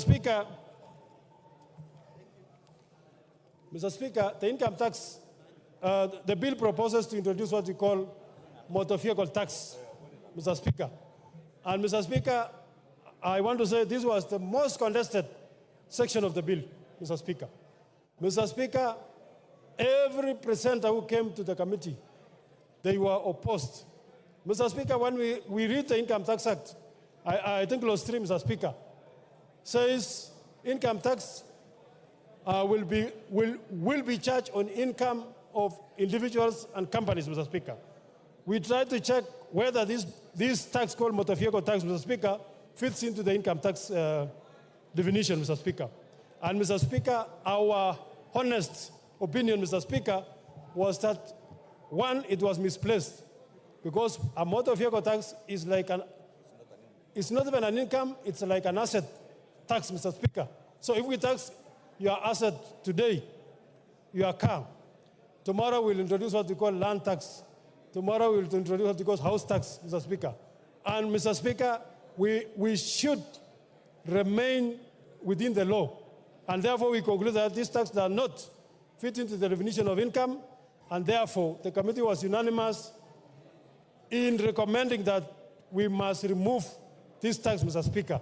And it was going to make Kenyans suffer, Mr. Speaker. So therefore, the Kenyans who told us about the motor vehicle tax, I want to inform you that we listened to you, and we are going to remove it, Mr. Speaker, so that we reduce the cost of living in this country. So, Mr. Speaker, those people are relying on this section to make sure that, to talk about the finance bill in the pipeline, Mr. Speaker. We have recommended removal. So people must relax, Mr. Speaker. We are removing it. Kenyans must should relax, Mr. Speaker. Mr. Speaker, the bill under Income Tax Act proposal also proposes to introduce what we call advance pricing agreement between the KRA and the multinational, Mr. Speaker. Mr. Speaker, multinationals operate a very complex financial system, Mr. Speaker. Sometimes they want to do what we call the tax planning, Mr. Speaker, so that as a country we lose finally. But, Mr. Speaker, we want to make sure that everyone contributes their fair share of tax. And therefore, we support what we call the advanced pricing agreement for enhancement of revenues for multinational entities, Mr. Speaker, so that they contribute their fair share of tax, Mr. Speaker. Mr. Speaker, this bill proposes to increase the non-taxable amount of pensions, Mr. Speaker, from 20,000 per month, Mr. Speaker, to 30,000 per month, Mr. Speaker. Mr. Speaker, all the Kenyans who are retired, Mr. Speaker, they must be cushioned, Mr. Speaker. They have supported the country for well over 60 years, Mr. Speaker. And, Mr. Speaker, you don't tax somebody up to their retirement. We are proposing that we make sure we cushion them, Mr. Speaker, so that the amount that we are recommending that we increase the tax deductible amount from 20,000 to 30,000, Mr. Speaker. Mr. Speaker,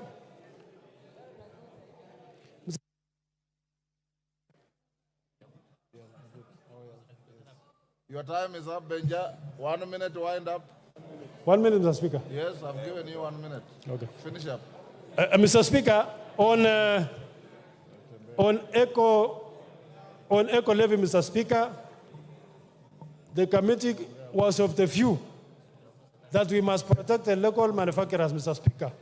Mr. Speaker, the bill proposes to have what you call eco levy to protect the environment from both local manufacturers and imported goods, Mr. Speaker. Mr. Speaker, we were unanimous in saying that we have to support our manufacturers. We only levy the eco levy on the finished manufactured goods, Mr. Speaker. Our local manufacturers, we have what we call Mr. Speaker, our local manufacturers, Mr. Speaker, have arrangements to protect the environment which have been agreed with NEMA, Mr. Speaker. So the levy will only be on foreign finished products, and Mr. Speaker, those goods which we cannot manufacture in Kenya. Mr. Speaker, I second and I support. I ask. Order, honorable members, take your seats. Order, take your seats. Honorable Cheng. Honorable members, I now propose the question, which is that the Finance Bill, National Assembly Bill number 30 of 2024, be now read a second time. Opio and I. Yes. Okay.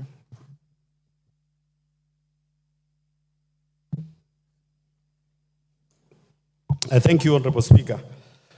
Mr. Speaker, given the importance of this finance bill, and you know, many Kenyans are following us, Mr. Speaker, and Mr. Speaker, to distinguish between the facts and the fictions which are being given out there by this Honorable House. Mr. Speaker, I want to seek your indulgence that we have every member speak for 5 minutes instead of 10 minutes, Honorable Speaker, so that we can have all of us contribute. Honorable Speaker, thank you. Honorable members, according to a motion we passed at the beginning of this session, the mover of this bill has 45 minutes, which he expended. The seconder, 15. Majority leader and minority leader, 15. Each member speaking has 10 minutes. Now, Bowen is suggesting that you reduce it to 5.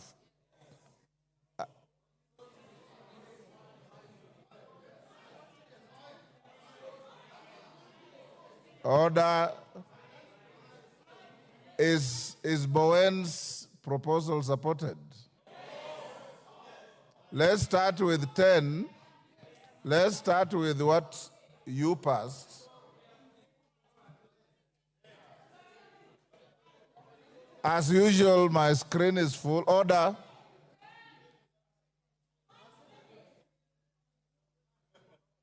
We already have 10, so nobody needs to propose 10. 5 is what is proposing. Do we go with 5 or 10? Okay. It's not quite clear. Let's start with 10 and see how far it goes. Robert Mbui. Thank you, Mr. Speaker. Mr. Speaker, when we were all elected, we took oath of office to defend the Constitution 2010. The spirit of Article 1 and Article 95 of the Constitution. Order, honorable members, order. The matter of 10 or 5 minutes is now moot. We will see how to revisit it later.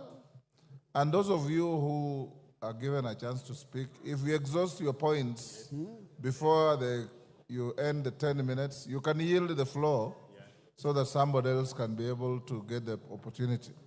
Go on, Robert.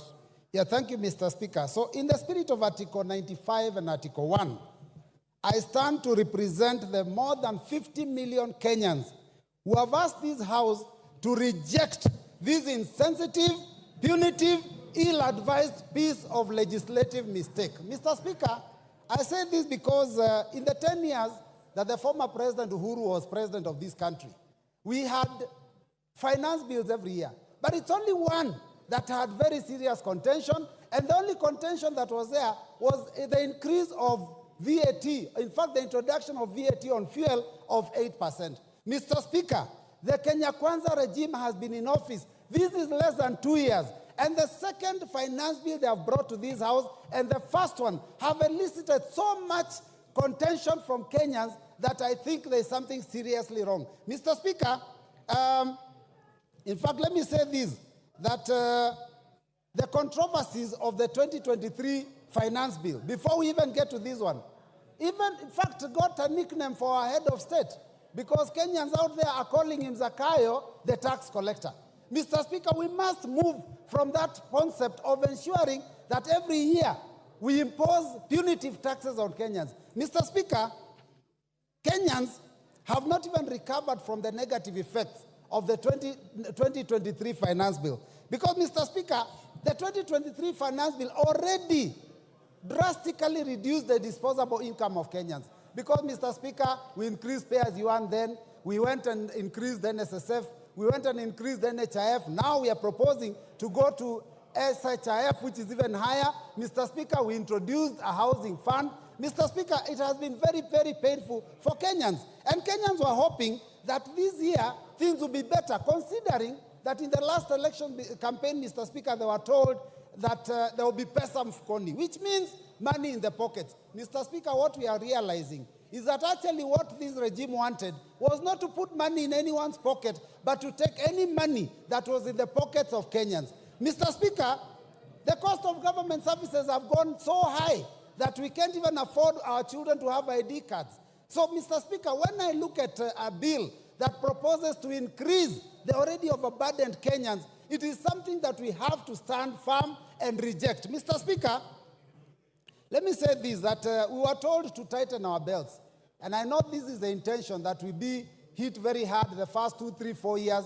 But Mr. Speaker, you know, some people will lose their life because of the hunger now and because of the stress now. What do you do with them when they are 6 feet under in 2026, 2027? We are told to tighten our belts. And as we tighten our belts, Mr. Speaker, it is shocking to see the excesses that this government is going through. We are taxing Kenyans to raise money to run the government, and yet we have excesses. We are putting in money to build houses, to repair, to paint houses that were built with 400 million, and we are spending 600 million to renovate and paint. Mr. Speaker, it is very, very painful. And then we are told, tighten your belts as Kenyans.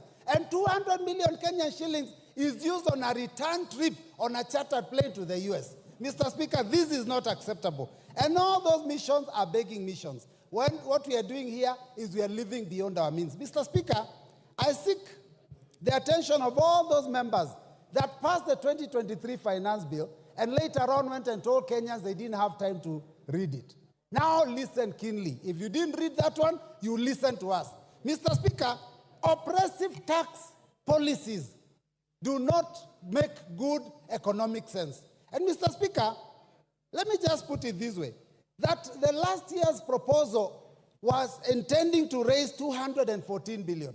But because it was oppressive, Kenyans did not pay as expected. And in fact, what we collected was only 131 billion out of that finance bill, which was only 53% of the target. Mr. Speaker, the more you put, the more burden you put on people, the more likely that they are going to look for ways to avoid that tax. So, Mr. Speaker, we have to be careful. We warned that that would happen, that people would evade. You didn't listen. We warned that it would lead to job losses. Many companies left this country and are now producing elsewhere, and unemployment has gone up. We warned that the tax increase is always passed to the common man. Mr. Speaker, the hustler of this country, the mamamboga, the boda, is the one that will carry the burden. Anytime taxes go up, it is not the big fish that actually pay these taxes. Because all they do, when you increase cost of fuel, all they do is pass it on to the consumer. And the consumer is mamamboga. The consumer is the last man in the chain. So, Mr. Speaker, we have to be very careful. Now, the 2024 tax proposals are as oppressive as 2023. We have not even fully implemented the 2023 ones. The E-teams, now we are discussing how we are going to remove it. There are those, those taxes on chamas that we have not yet implemented. Now we have brought other major proposals. And I hear, Mr. Speaker, talk of that the tax proposals of 2023, it's like they have been reduced. Mr. Speaker, the bill that we hold in our hands, the bill that we read, has not been amended. What we are listening to is stories, Mr. Speaker. Because when we go to the committee of the whole House, what guarantee do we have that the proposals we've been told about here will pass? We can be hoodwinked into believing that those things will be passed, and when we pass this bill, the last minute it is opposed and we lose out. So we are going to oppose it from the beginning up to the end. Mr. Speaker, this proposal on VAT on bread, Mr. Speaker, I don't even know who could conceive such a thing.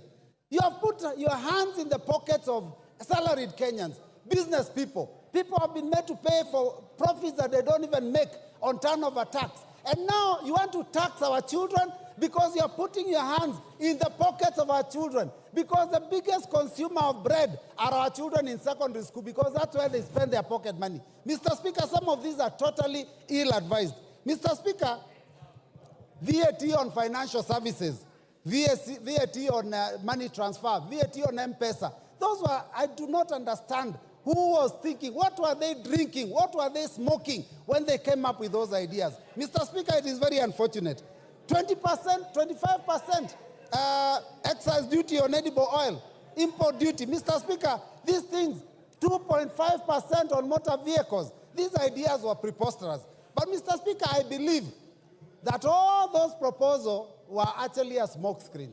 If you read the 48 laws of power, you know, smokescreen. You lead them down the wrong direction until they lose focus. What has happened is that we have concentrated on those ones that were very clear, but the real intention was to do what this committee has proposed. That suddenly, after we think that things are okay, they increase RMD, road maintenance levy, road development levy, and the import duty. That is what the intention was. In fact, the net effect is likely to be that this finance bill may be collecting almost as much, if not more, than the previous proposal. So, Mr. Speaker, I stand in solidarity with those Kenyans that said that this must be rejected in totality.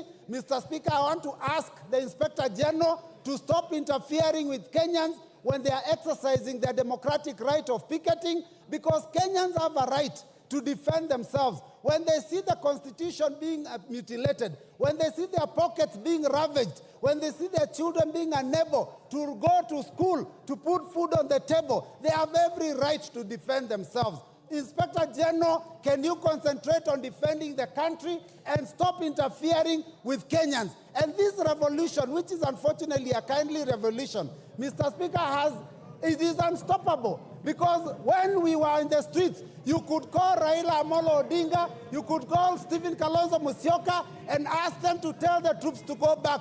Who do you call when you pass this bill? So I reject and I vote, I reject. Thank you, Mr. Speaker. Thank you. Thank you. That order, Owen Bayer.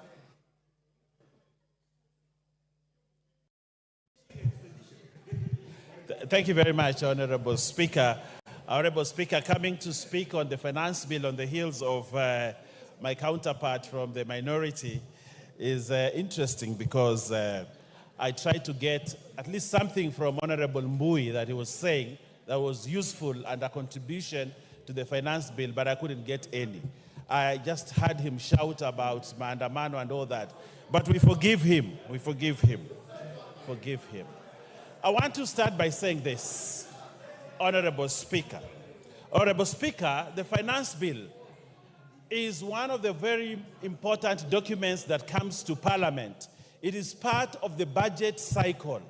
That somehow, as we go through the budget cycle, a finance bill will come to the House, Honorable Speaker. We have the opportunity now to look at Finance Bill 2024.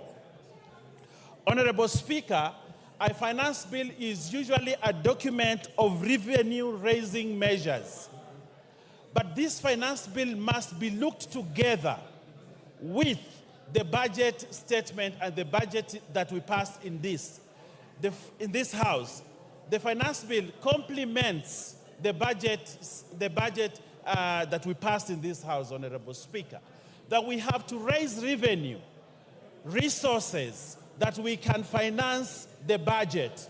So these two documents must be looked together, Honorable Speaker. Honorable Speaker, when we received the budget, the finance bill in this House, we tabled it here.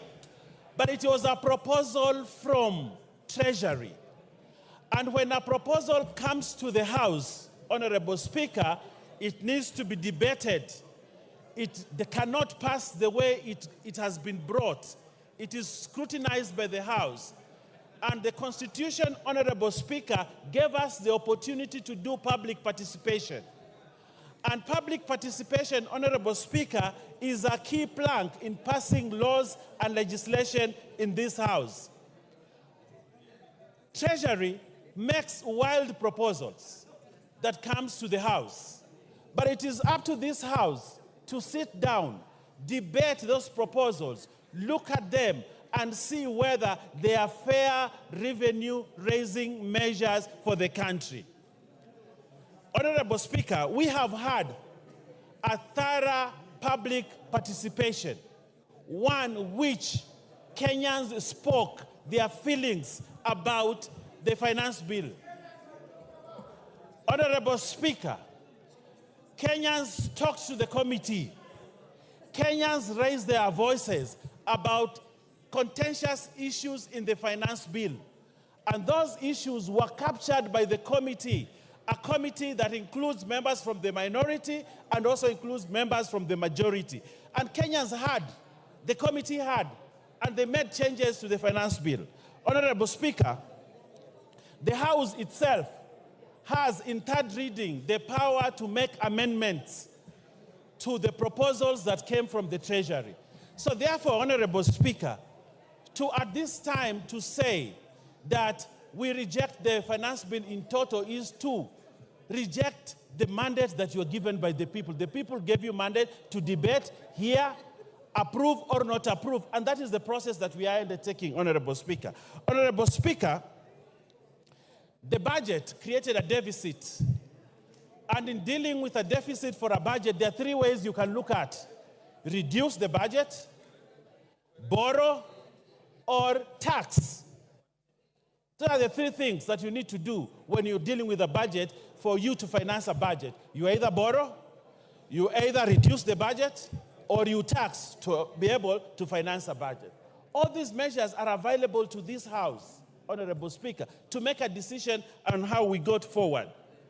But Honorable Speaker, allow me also to say, did the committee listen?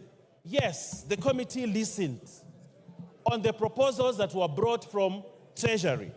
And Honorable Speaker, it is important to note that the proposals that were made, the proposals that we had from the Treasury, did not go unchanged by the committee, Honorable Speaker. And I would like, Honorable Speaker, to just note a few things. The proposal on 16% VAT on bread was dropped. And there's a proposal in the report that be dropped. That is a win for Kenyans, Honorable Speaker, that now we will not have the 16% raise on bread in the finance bill. That has been dropped, and Kenyans are safe. They can have bread, and Mui and the children in school can have bread at less than the proposal of 16%. Honorable Speaker, we had noise about the motor tax, 2.5. Honorable Speaker, it is important to note that the committee listened, and when the committee listened, they dropped the 2.5 on motor vehicle because the committee listened, and now Kenyans do not have to pay that motor tax. Honorable Speaker, the eco tax that had been proposed by Treasury, the committee looked at it, studied it, and said we can only levy eco a tax on imported finished products. But for products that are manufactured in this country, they will not attract the eco tax that had been proposed by Treasury. Honorable Speaker, that is a win for Kenyans, which we might celebrate as a House because the committee listened. Honorable Speaker, there was a lot of taxation on the payslip, and the people who had loans were even suffering. But what has this committee done in terms of those things? They have reorganized the taxation within a payslip, and now there'll be more money on people's pockets from their payslip because the committee listened, Honorable Speaker. Honorable Speaker, there are many gains in this report, not on the finance bill, but on the report of the committee, which is what will eventually go into making the Finance Act. So, Honorable Speaker, as we move forward, Honorable Speaker, and I'm sure many other people will look at the many issues that Kenyans have gained, but I also want to look at the budget, Honorable Speaker. Today, members of this House, CDF, will have more money than before because it was proposed in the budget and it is going to be financed in this finance bill, Honorable Speaker. Honorable Opio and I here celebrated the other day that political parties' money has actually been returned into the budget. And he was very ecstatic that there is money for political parties. But I asked him that question, but that money must come from somewhere. that money has to come from the finance bill, which will finance the money in the political parties. Honorable Speaker, the women. What's the point of order, Minority Leader? You know, Honorable Owen Baya was doing fairly well until he mentioned my name in respect of political parties fund. Honorable Speaker, political parties fund is not a favor to anybody or to any political party. And as a matter of fact, the threshold set out in the law has not been met in this regime. And therefore, I want to ask you, Honorable Speaker, to compel Honorable Baya to withdraw those very unfortunate remarks and apologize profusely, not only to me, but to the House and Kenyans in general. Thank you. Owen. Thank you very much. It is very true that the budget has money for political parties. And that money will come from a source. And that source is the finance bill. So, Honorable Speaker, I am still within my limits of speech. Honorable Speaker, I also want to say this. We have a budget that we must finance. We have a budget that we must get money to ensure resources go to Kenyans, that services go to Kenyans, that development go to Kenyans, that we have to pay debt, the 1.0-something trillion of servicing the debt. We have to have money to do that. And one way is to raise money through the finance bill. Honorable Speaker, we have to make hard decisions for our country in order to make it forward. But if we want to be good people, Honorable Speaker, I read somewhere that if you want to be a good person, please go and sell ice cream. But if you want to be a leader, you have to be here and make hard decisions. Your time is up. Your time is up. You must make the hard decision to sit down. Honorable members, before I give the next member, allow me to acknowledge 2 schools in the public gallery. Kibirisha Boys Secondary School from Bori, Meru, and Tiga High School from Mara, Tharaka-Nithi. On your behalf and on behalf of myself, we welcome them to the House of Parliament.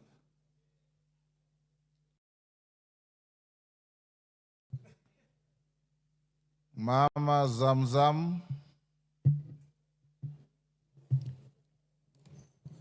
Asante sana Mheshimiwa Spika, na mimi niweze kuchangia mswada huu wa Finance Bill 2024. Mheshimiwa Spika, Mheshimiwa Spika, Wakenya wameamka, na mimi nataka niwaambie wenzangu ambao wako kwenye serikali. And honorable members, as Zamzam speaks, seeing the screen, I may be persuaded to go to 5 minutes, but let's see how we go. Asante sana Mheshimiwa Spika. Mimi nataka niwaambie wenzangu kuwa Wakenya wameamka. Mheshimiwa Spika, ile budget ama hii finance bill ilivyowekwa Mheshimiwa Spika, kuja kuweka mkate, edible oils na vitu ambavyo vinamgusa kama vile magari, Mheshimiwa Spika, ile ilikuwa ni strategy ya kuweza kuwaondoa Kenya katika ile shetani kubwa ambayo imebaki ndani ya hii bill, Mheshimiwa Spika. Mheshimiwa Spika, Wakenya wamemakinika, ukiwaona wanaingia barabarani wenyewe bila baba, jua kuna shida. Na Mheshimiwa Spika, mimi nataka niseme hivi. 2023 finance bill. Sisi tunasema hapa kuwa Wakenya wamesikizwa maamuzi yao, wamesikizwa kauli zao kwenye kuchangia katika huu mswada, Mheshimiwa Spika. Lakini ikumbukwe kuwa, ifahamike kuwa 2023 finance bill, Wakenya walikataa kabisa housing levy, lakini ililazimishwa kwao, Mheshimiwa Spika. Kwa hiyo tusije kudanganywa kuwa kuna vitu vilivyoko humu ndani ya bill kuwa Wakenya wamekubali. Mheshimiwa Spika, sijui yule aliyokuwa akipanga mambo ya mkate alikuwa anafikiria kitu gani, Mheshimiwa Spika. Lakini mimi nitasema hivi, naangalia ile pesa ambayo inaweza kukusanywa, ambayo imekadiriwa kukusanywa, naangalia na matumizi yake, Mheshimiwa Spika, Wakenya wamefinywa. Na mimi nataka niwaambie, Hata paka ukimpiga paka ukamfungia ndani ya nyumba, paka atakung'ata. Imefika wakati sasa wa Kenya wanaanza kutufuata sisi na messages zinatumiwa mpaka rais. Mheshimiwa Spika, hii Kenya watu wameamka Mheshimiwa Spika, na mimi nataka niwaambieni, tutacheka leo, wengine wanasikia raha, wengine mmetumwa mpige yes, lakini kumbukeni hii bill ambayo mnaifanya saizi si yenu tu, itashika vizazi vijazo. Itafika wakati wewe hauko bungeni, itafika wakati wewe mtoto wako, mama yako, ndugu yako hana njia, hana uwezo, itamfinya. Kwa hiyo tukitunga sheria sisi tunaangalia sheria, tunatunga sheria ya kuweza kusaidia ama ni sheria ya kuweza kumvunja Mkenya. Mheshimiwa Spika, naangalia bajeti ambayo imewekwa katika ofisi ya rais. Mheshimiwa Spika, ukiangalia State House imewekwa karibu bilioni 8, 7.9 billion. Ukiangalia Office of the President imewekwa 4.5 billion. Ukiangalia ofisi ya naibu wa rais imewekwa 4.5 billion. Haya matumizi hayajaonyesha yanaenda kufanya kitu gani Mheshimiwa Spika. Wakati ambapo pesa ambazo zinakwenda kwa mwananchi unapata amewekewa pesa duni kabisa. Ukiangalia upande wa health Mheshimiwa Spika, wanaingiza na mkono huu wanatoa 16% kwa cancer patients. Sisi tunataka kupigana na saratani. Kina mama wanaugua saratani, watu wa maskini ambao hawajiwezi, huu ugonjwa umewafikia. Ikiwa sisi tunaongeza mpaka kwa magonjwa, tunaongeza tuna tax ugonjwa wa Kenya, wabunge wenzangu, tunaelekeza wapi taifa hili? Pale ndani ya State House mkate peke yake na maziwa na nini, ile bilioni 13 mimi naiangalia nasema, jamani tuoneni haya. Mgala muweni, haki yake mpeni. Huyu ambaye tunamnyang'anya hizi pesa kwenda kufund vitu vya starehe ni mtu ambaye analia kwa Mungu kila siku asubuhi akiamka, Mwenyezi Mungu, natoka ndani ya nyumba yangu, nishukishie riziki kwa mikono yangu niweze kulea watoto wangu. Lakini sisi katika ile ruzuku yake tunaenda kukata. Kwa mfano, Mkenya anatoka nyumbani, mshahara wake ni 50,000 Mheshimiwa Spika. Katika 50,000 Mheshimiwa Spika, 24,000 yote inakatwa na serikali Mheshimiwa Spika. Hapo hiyo ni katika tax peke yake. Mara hii pay as you earn, sijui nini, kisha anabaki na 29,000. 29,000 kiangalia Mheshimiwa Spika, ana stima ataka kulipa, ana maji ataka kulipa, ataka kununua unga, ataka kupeleka mtoto shule. Mheshimiwa Spika, Wakenya wamechoka. Wakenya wamechoka. There's a point of order from the committee chairman. Asante sana Mheshimiwa Spika. Nimesikia rafiki yangu Mheshimiwa mbunge wa Mombasa akisema kwamba kuna kodi ambayo imewekwa kwa wagonjwa wa saratani. Na ningetaka kwamba anieleze ni kipengele kipi katika huu mswada ambao unaongea kuhusu hiyo, kwa sababu Mheshimiwa Spika, haya mambo ya kumisinform ama kuwadanganya wa Kenya kwa mambo kama hayo kwa sababu ya siasa kabisa ni makosa na haifai kufanyika. Mama Zamzam, that is a fair challenge. Order. That's a fair challenge. Can you point out which Ngoja nipe nafasi Mheshimiwa Spika, nitaiangalia kisha kipengee mahali kiko. Lakini kiko Mheshimiwa Spika, Nipigieni kelele, mimi sijali. Nitawaambieni ukweli, Wakenya wanahangaika. Mmekuja hapa, mmelipwa pesa, mmepewa pesa nyingi kuja kuwa Wakenya katika bunge hili. Order.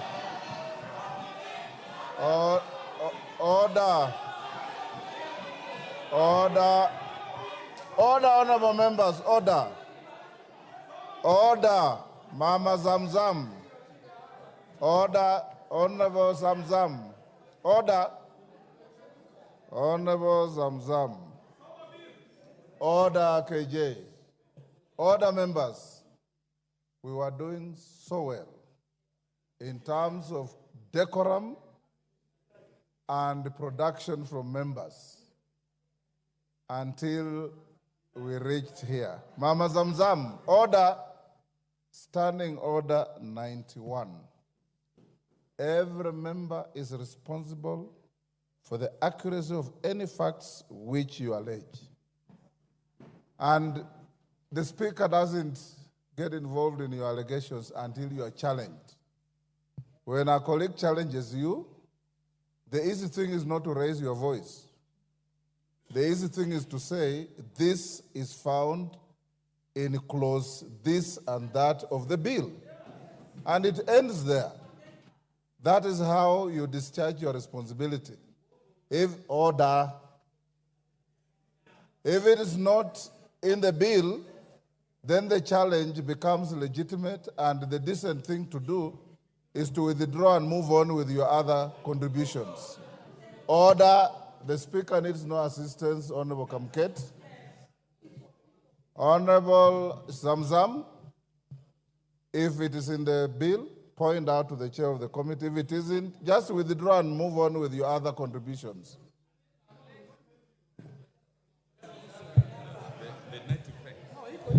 Order. We are going to have orderly debate. Mama Zamzam. Asante sana Mheshimiwa Spika. Nafikiri nimechanganyikiwa na ile import duty na hii ya hospitali. Mimi nataka niwaambie kitu moja. Mheshimiwa Spika, nimekubali. Kama haiko uiondoe alafu uendelee. Haiko Mheshimiwa Spika, lakini pesa ambazo wanafanya za matumizi ni nyingi. Haiko, nimekubali. Order, Mama Zamzam. Order, honorable members. Take your seat, Mama Zamzam. Order, Mama Zamzam. Order.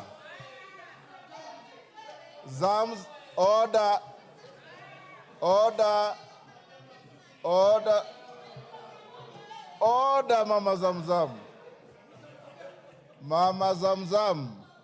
Order.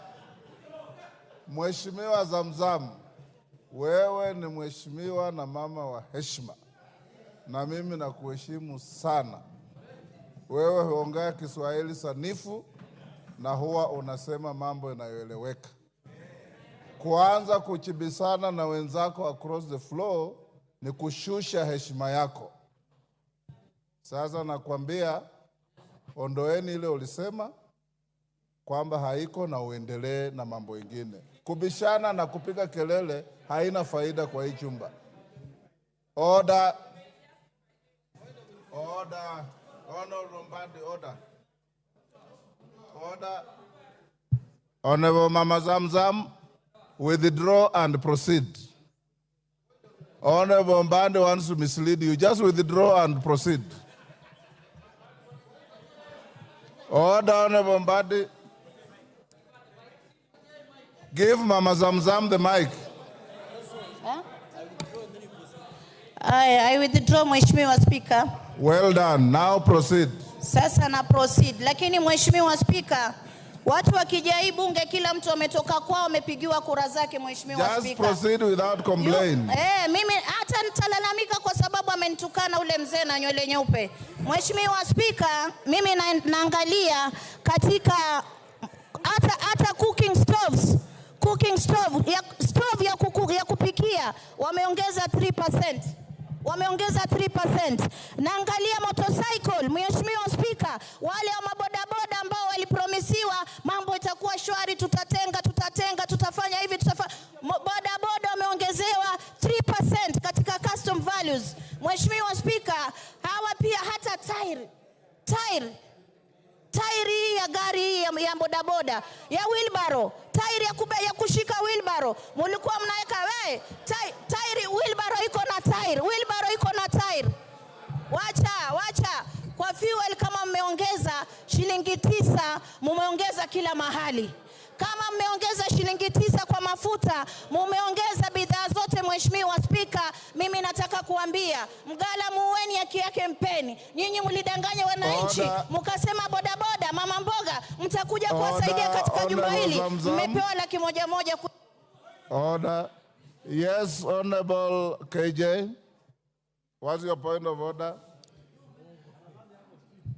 Mr. Speaker, I'm standing on a standing order that provides for a member to be relevant when they are debating. Mr. Speaker, the honorable member has been on a tirade, misinforming this House, and by extension, misinforming the nation on gossip that has been peddled on social media and headlines. This gossip is what she has crept into the House, Mr. Speaker. And Mr. Speaker, the point... Take your seat. Honorable members, order. Order, honorable members. I want us to have decorum in the House. And from now going forward, when you stand on a point of order, tell me which standing order you're standing on.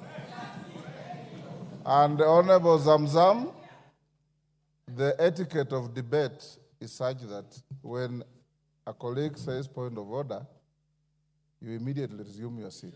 You don't lose your time. You resume your seat, you hear the point of order, and then you proceed. What you are doing is wrong because the moment you hear point of order, you are raising your voice and menacing your colleagues with fingers and so on. It is not good. Finish up your contribution. Your time is almost up. Asante sana Mheshimiwa Spika. Mimi nimalizie nikisema pengine nikiongea na sauti hii ndio Wakenya watanielewa. Mimi nataka niwaambie Wakenya mumeuzwa na serikali mliochagua. Mkate, edible oil na gari ilikuwa ni mchezo wa drama. Sasa shetani yuko ndani ya bili, pesa wamejilimbikizia ya starehe, ya kufanya mastarehe zao. Wakenya mmesaulika, sisi upande wetu tunasema mtusaidie kujisaidia. Asante sana Mheshimiwa Spika. Mr. Speaker, I stood up on a point of order that I was wanting for you to superintend over, standing order number 91, that a member should be responsible for the statements they make on the floor. Mr. Speaker, all the matters that she has prosecuted do not exist in the finance bill that we are debating. She's talking about tires. She's talking about wheelbarrows. She's talking about issues that have been canvassed here by the finance chair, where he explained very well that if a motorcycle is to be assembled in Kenya, it is not subject to some of these taxes. Order. But she's misleading the nation by making it look like this exists in the finance bill, Mr. Speaker. Mr. Speaker, kindly find her out of order according to the provisions of our standing... Order. Thank you. Unfortunately, KJ, she has already left the floor, so I cannot make a ruling against her. Secondly, honorable members, you have a bill before you. You also have a report. Order, members on their feet, take your seats.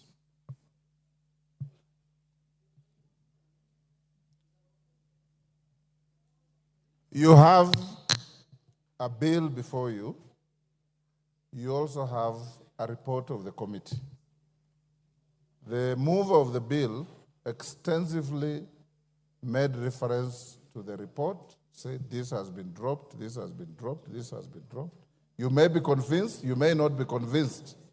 When you are debating, make your reference to the bill. You're also at liberty to make reference to the report. Nobody will be tailored to have one track. Make your reference to the bill, make your reference to the report. What I will not allow you to do is to say things that are neither in the bill nor in the report, the way Mama Zamzam was trying to do. Wachira Karani.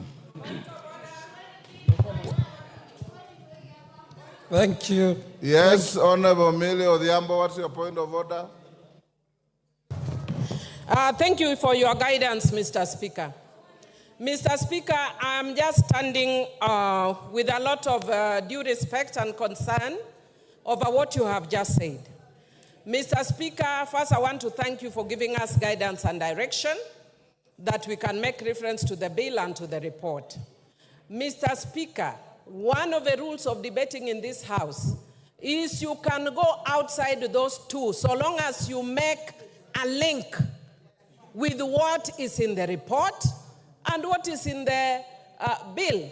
But when we are being told that I must speak in that narrow sense, Mr. Speaker, we are being gagged. Order, Honorable Millie. We are feeling gagged. Take your seat.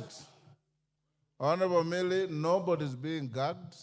The rules of debate are very clear. You can make conjecture. You can make reference to matters known to you. But when you are challenged by a colleague, you have a duty to respond and respond relevantly. The Speaker is not here to gag anybody, and nobody will be gagged, including you, Millie. All right? Washira Karani. Yes, Junet Mohammed. Mr. Speaker, you have guided very well, Mr. Speaker, and I want to thank you. But, Mr. Speaker, having said that, can we have... Order, Ruth Odinga. It is out of order to stand between a member on his feet and the chair. Yes. Yeah, Mr. Speaker, you have guided us very well. But, Mr. Speaker, members must know that we are debating a bill as it is. The report is giving us proposals on what the committee thinks we need to do. But the bill as it is now is not amended. So when somebody talks about 3% on wheelbarrow, 3% on mokokoteni, he is debating in accordance with the way the bill is as this morning.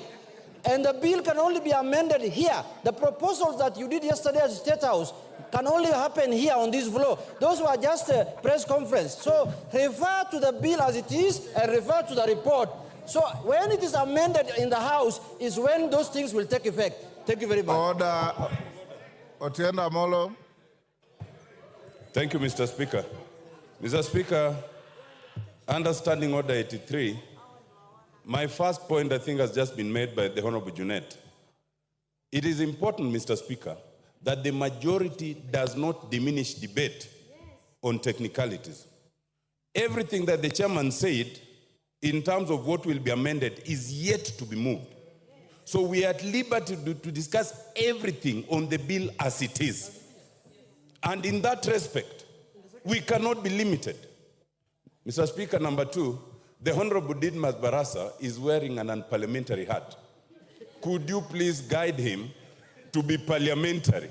I'll be coming back, Mr. Speaker, on your earlier ruling on these matters, but that will be later. But could the Honorable Didmas Barasa stop wearing that village hat that he's wearing here? Thank you.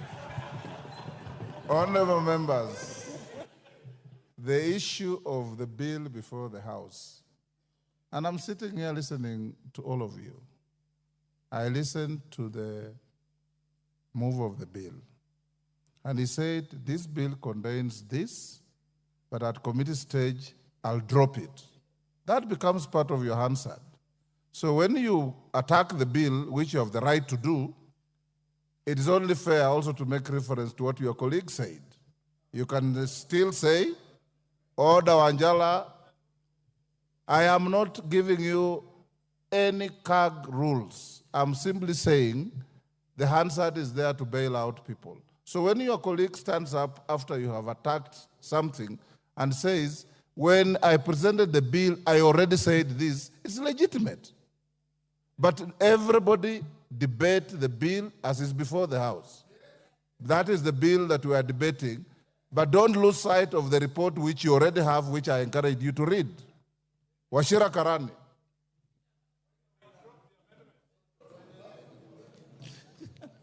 Thank you, Mr. Washira Speaker. Karani, you have the floor. Yes, thank you very much, Mr. Speaker. I thank you for giving me this opportunity so that I also do my contribution. Mr. Speaker, before this committee gave out the report, Kenyans listened to talk shows, to radios, to newspapers, analysis. That is what they judged the report with. In my constituency, I've visited several places, Mr. Speaker. I've gone to churches, I've gone to trading centers, I've listened to the messages, I've read the messages the people have sent to me. And I can say this without blinking. What has been presented by the committee as the report and what has been spread by the talk shows, they are totally two things that are totally different. Mr. Speaker, on my side, I chose to communicate with my voters. I told them to enumerate the clauses that are contentious, which they did. And they did on 5 contexts. First of all, they complained about the VAT 16% on the bread tax. They also complained about the tax on edible oils. They also complained about the tax on motor vehicle, the 2.5%. They complained about the eco levy, the 5 items. And I promised them that I'm going to approach the Committee on Finance so that those are addressed. I'm very happy this morning because the committee, led by the very able Honorable Kimani, has reviewed all of those. The tax on bread has been removed, the 16%. The 2.5% on motor vehicle levy has been removed. The money transfer have been removed. So me, as I stand, Mr. Speaker, I just want to thank the Committee on Finance for work well done, doing a thorough job, and listening to what we have communicated to them and acting of them. I support, Mr. Speaker. Minority Leader. The Honorable Speaker, let me make the following comments concerning the Finance Bill 2024. But I want to pick from where the Honorable Robert Mbui left. You know, Honorable Speaker, we have been around for some time. As a matter of fact, this, I think, is my 12th year in this parliament. And even before that, I was living in Kenya. What is so unique with this government that for 2 years in a row, the matter of finance bill is causing hullabaloo, is causing commotion, is causing pandemonium until young children are coming out the streets? We have had finance bills since 1963. We have had them. We had them during Jomo Kenyatta time. We had them during President Moi's time. We had them during President Kibaki. Recently, we had them during President Uhuru's time. But in this regime, 2 years in a row, the finance bill is causing serious problems to Kenyans. And is exposing the regime as totally insensitive to the plight of the people. Do you want information from Kamket? Certainly no, Honorable Speaker. How can Honorable Kamket inform me, Honorable Speaker? Really, no. So, Honorable Speaker, that is the question we must ask ourselves. And then it again raises the issue. Who advises this government? Who are the real advisors? In terms of economics, in terms of finance management, leave alone politics. Politics we can deal with later. But who advises this government? Because it seems to make mistake after mistake, mistake after mistake, mistake after mistake, Honorable Speaker. Following the outcry that happened after the 2023 finance bill was unveiled, I had imagined, I had thought that this government would be the wiser this time around. What we see is actually a worse case.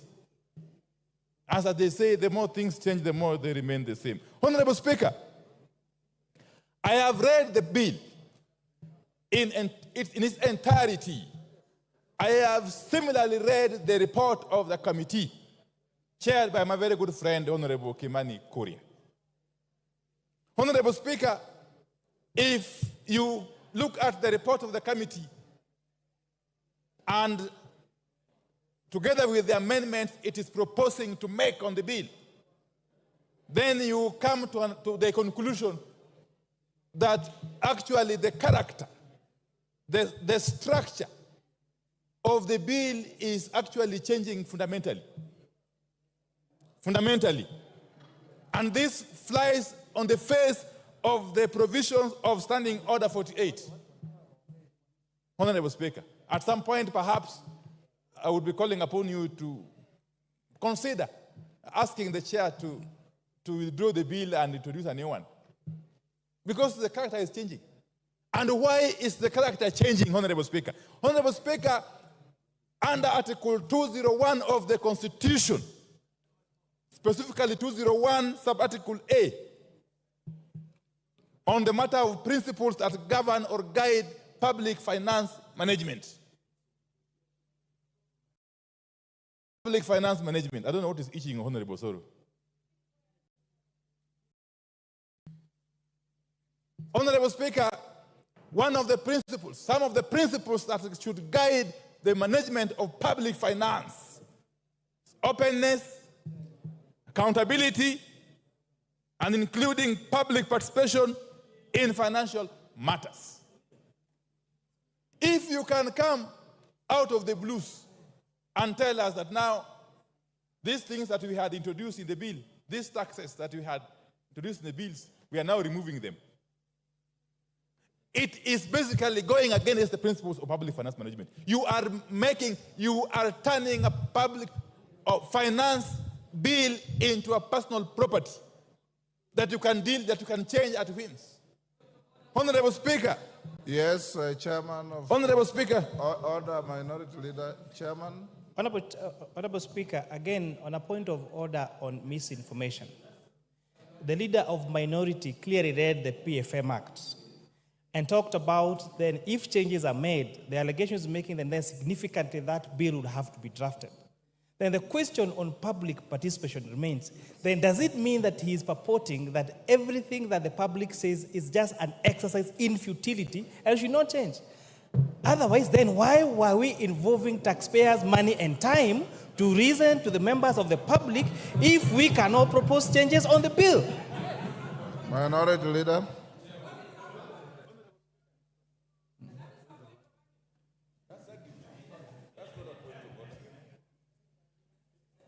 Proceed. Give him the mic. You are giving the next. Give him his mic. Anyway, just come. Honorable Speaker, obviously, with all the tremendous possible respect, that was not a point of order. The Honorable Chair can actually advance that argument when he gets time to reply. Honorable Speaker, let me proceed this way. That Kenyans are already overtaxed. In fact, if you look at Kenya vis-a-vis the rest of the world, you would be forgiven to conclude that Kenyans are some of the most taxed human beings on earth. And therefore, any responsible government would be looking at ways to lessen the tax burden on Kenyans, not to increase it, Honorable Speaker, as this bill is attempting to do. Honorable Speaker, in spite of the recommendations in the report, which look very flowery, Honorable Speaker, we have always been reminded that the devil is in the details. I am aware, even though this is not part of the finance bill, that there are plans to increase the levy on roads maintenance. I know, of course, the amendment will come separately. Yes. The moment you increase the road maintenance levy by even a shilling, leave alone the 9 shillings being proposed, the ripple effect is enormous in all sectors of the economy. And the loser is the common Kenyan taxpayer. Honorable Speaker. And therefore, this is a case of taking with one hand, giving with one hand, and taking back with another hand. It's not helping the situation, Honorable Speaker. Honorable Speaker, this economy has become too hostile for foreign investors. Indeed, even for local investors. We have got documented cases of manufacturers who have shifted base from Kenya to our neighboring countries as a result of this unbearable tax burden that keeps shifting. Actually, you can never be sure, because it is so unpredictable that no sensible investor can actually put their money in this country. To make matters worse, we are witnessing what could be compared to the state capture that happened during the President Jacob Zuma's regime in South Africa. Honorable Speaker, and I will explain shortly. Honorable Speaker. Honorable Speaker, if you take the case of the manufacturing sector, and specifically the steel and cement manufacturing sector, that sector is now under total control. Who is being assisted as we watch? Indeed, Parliament is complicit.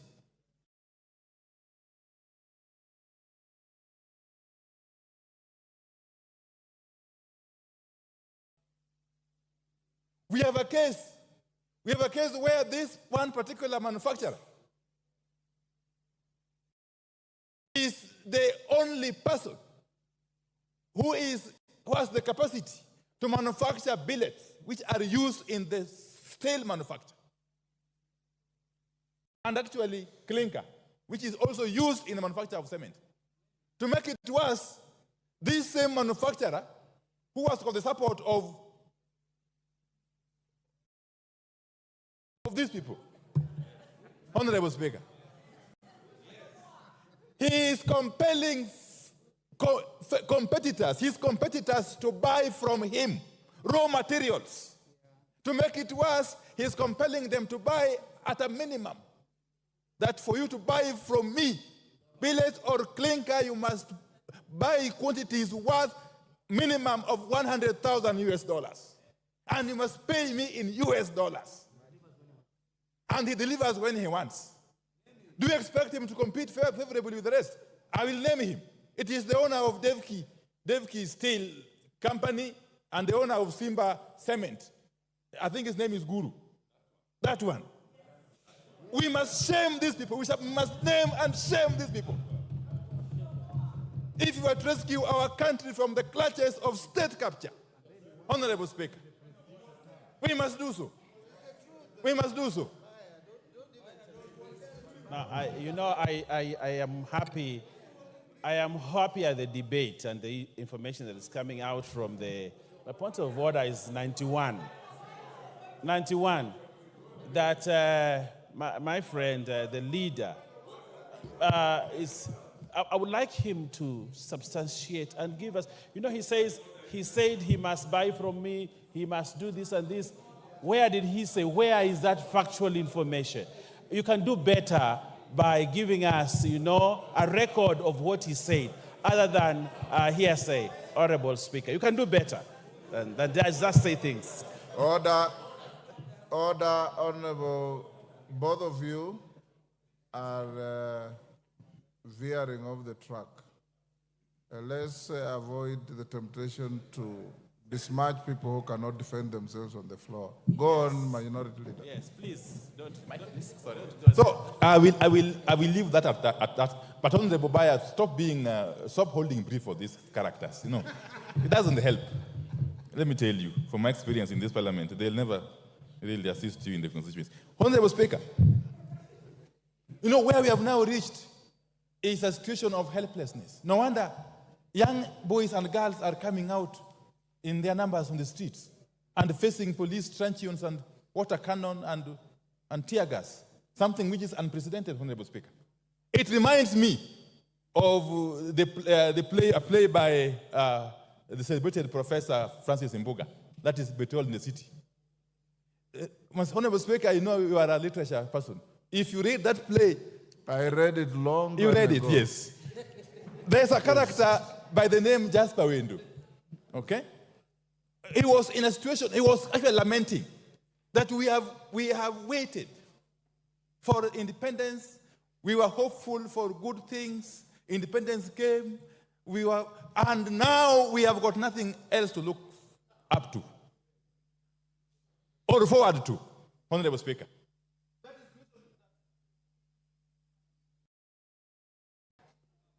He has 15 minutes. Has he finished 15 That minutes? is the situation. Your time is up. Finish up in 1 minute. Children are finding themselves in this country. They have already lost hope. They are not seeing any hope in us as their leaders. And therefore, they have taken it upon themselves to come out to the streets to defend their rights, Honorable Speaker. And as they do so, those who are in charge of the instruments of the state, especially the Inspector General of Police, must be cautioned not to misuse those instruments to interfere with the enjoyment of constitutional rights by Kenyans who are free to picket, to demonstrate, to do sit-ins, and indeed to capture Parliament. Time up. Because Parliament seemingly has become rogue. Honorable Speaker, I oppose. Osoro. Thank you very much, Honorable Speaker. Honorable Speaker, listening to my colleagues from the other side, Honorable Speaker, one need not to be a rocket scientist to know that they are playing populist politics as far as this report is concerned. You'll be left wondering whether they are contributing to the same debate, to the report before us, or they are giving us theories and stories that are unnecessary, Honorable Speaker. Honorable Speaker, I'll qualify my statement with these points. Last week, when the budget estimates were presented before this House, Honorable Speaker, and even when the chair for budget was highlighting some vote on the budget, Honorable Speaker, I saw honorable members across the political divide very happy. He did say that 500 million shillings has been added to NGAF. The honorable chair went ahead and said that CDF has gotten an extra 10 billion shillings, that each constituency here will be getting an extra 30 million shillings. And everybody here was very happy. In fact, the honorable members who represent counties, commonly known as the honorable women reps, even did a post appreciating His Excellency the President, saying that, you know, Your Excellency, we are very happy you've added us 500 million. We pray that next year you even add the same amount or even higher to that amount, to the 500 million. Honorable Speaker, I do not understand. You cannot eat your cake and still have it. You cannot say on the other point, on the other hand, that you are supporting what the executive is doing in terms of funding you, what touches you, but you cannot show them where they'll get this money from, Honorable Speaker. What is your point of order and under what standing order? Mr. Speaker, I may not quote the point of order, but mentioning then you are out women of order. reps in this budget, Mr. Speaker. Order. Honorable Osoro. Order, Honorable Mbeyu. I have made it very clear for orderly debate. I'll give you every point you want. Tell me which standing order. The order, you've lost your chance. Go on, Osoro. Thank you very much, Honorable Speaker. So, Honorable Speaker, what I was saying is, with the additional budget, with the additional needs, because everybody was very happy that 30 million per constituency is going to be added in their constituency, 50 million to every constituency, Honorable Speaker, then it means that, and considering the tax base and our taxes going back into the years, then it means, Honorable Minority Leader, that there was need for us to expand our tax base so that we get that money that you need for development. The other day, Honorable Speaker, a member here raised the issue with the intern teachers who were suspended the other day, and some who are on contractual basis and need to be employed on permanent basis. Honorable Speaker, that needs money. Our collection is not sufficient to meet the 4 trillion budget that was read in this House, Honorable Speaker. Then raises some questions, Honorable Speaker, in this House. What do we do? Do we raise, do we continue borrowing? Do we raise our borrowing ceiling, Honorable Speaker, and start looking for money from the external sources? No. We need to expand our tax base, but not at the expense of Kenyans. We expand our it's actually a double benefit. We expand our tax base while focusing on manufacturing and local production of our things, Honorable Speaker. And I will single out two things, two very important factors, Honorable Speaker. What this report by the Finance Committee proposes is to increase the excise duty of China or other countries. That excise duty is going to be increased on only fully assembled motorcycles. What does that mean? Or finished product. What does that mean? The locally assembled motorcycles here will have a competitive price against those ones. Factories will have increased in our industries here, in the industrial area. People will want to assemble the factories for motorcycles at industrial area. Then that means we will grow our employment that we promised our people. It will have created jobs in this country. That is a positive, Honorable Speaker. Number two, Honorable Speaker, this report by the Finance Committee proposes to increase excise duty on imported table eggs, Honorable Speaker. I mean, it doesn't make sense, and I don't see Honorable Clive here, who is a good poultry farmer. He's got over 10,000 chicks that he rears in his farm and sells eggs across Gusii region, Honorable Speaker. And he can tell you, his competitors get eggs from Uganda. His competitors get eggs, import eggs from Tanzania. What does this report propose, Honorable Speaker? This report proposes to increase excise duty on the eggs imported from those neighboring countries so that we can be able to grow our local market, our local farmers, Honorable Speaker, in Muranga and including Honorable Gisairo, who is a poultry farmer, Honorable Speaker. Then on the positive side, this very report removes the excise duty on the eggs that are brought for hatchery, the eggs that are brought for production, not table eggs. When fertile eggs, and I'm being guided by Honorable Owen Bayer, they're called fertile eggs. I hope you're right. So, Honorable Speaker, Honorable Speaker, when we are debating on this report, it's important for us to also be very factual and tell Kenyans the truth. You cannot say that, on the other hand, you want Kenyans or this government to look for jobs or to create jobs, and on the other hand, you want to continue encouraging importation of goods. Can you imagine, Honorable Speaker, up to this time and era, we are still depending on sanitary pads and diapers from India and China. What does this report do? Increases excise duty on the finished product of the sanitary pads and finished product of diapers to grow the local manufacturers. That was the proposal by the Kenya Manufacturers Association, because they also complained. We listened to them, the committee listened to them, to grow them here. Have we ever asked yourself here? Mzamo, what is the... What is your point of order and on what standing order? Standing order number 83, Mheshimiwa Speaker. Mwenzangu amekuwa akizungumza akikadiria ule ugavi ambao umetolewa katika finance bill, Mheshimiwa Speaker. Ametaja ugavi ambao unakuja kwa viti vya kina mama na ule ambao umekwenda kwa wabunge. Mheshimiwa Speaker, ukipiga hesabu ugavi huu milioni 500 unaenda kwa wananchi, sio kwa viti vya kina mama. Unaenda kwa wananchi, wanaenda kupewa mambo ya empowerment ili waweze kukuza uchumi, Mheshimiwa Speaker.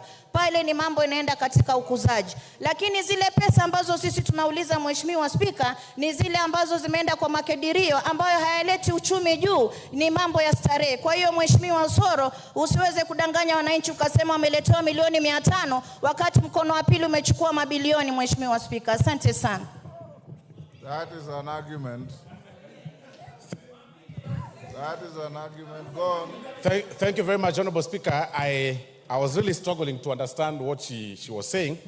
But what ideally I meant when I said about the 500 million and 10 billion by NGCDF, I meant that... I have ruled her out of order. Proceed Okay. with the argument. Thank you, Honorable Speaker. So what I am saying, Honorable Speaker, is that it is important for us not to just whip emotions and talk populist politics at the expense of manufacturers that are setting pace in industrial, Honorable Speaker. And Honorable Speaker, this is very important, Honorable Speaker. Looking at the argument by my colleagues, and even going by the report that has been proposed, Honorable Speaker, by the committee, even in this proposal that has been reduced and some other duties that have been dropped or proposals that have been dropped, there is a ripple effect on our budget. Then that means we lose about 53 billion in terms of estimates. The question this House should be asking itself, to which vote do we drop that 53 million? Do we drop by the 10 billion from the NGCDF? Do we drop 500 million from the NGAF amount? Or do we drop 15 billion that was allocated, extra 15 billion that was allocated to the counties? That should be the question that we should be talking about. But all these other stories and people complaining and raising issues unnecessarily, Honorable Speaker, it is actually wrong. Let's restrict ourselves to the report. This is not politics. You all know this is very important for this country, and it has an effect to our growth and the growth of our common mwananchi. Thank you very much, Honorable Speaker, and for that reason, I support the report.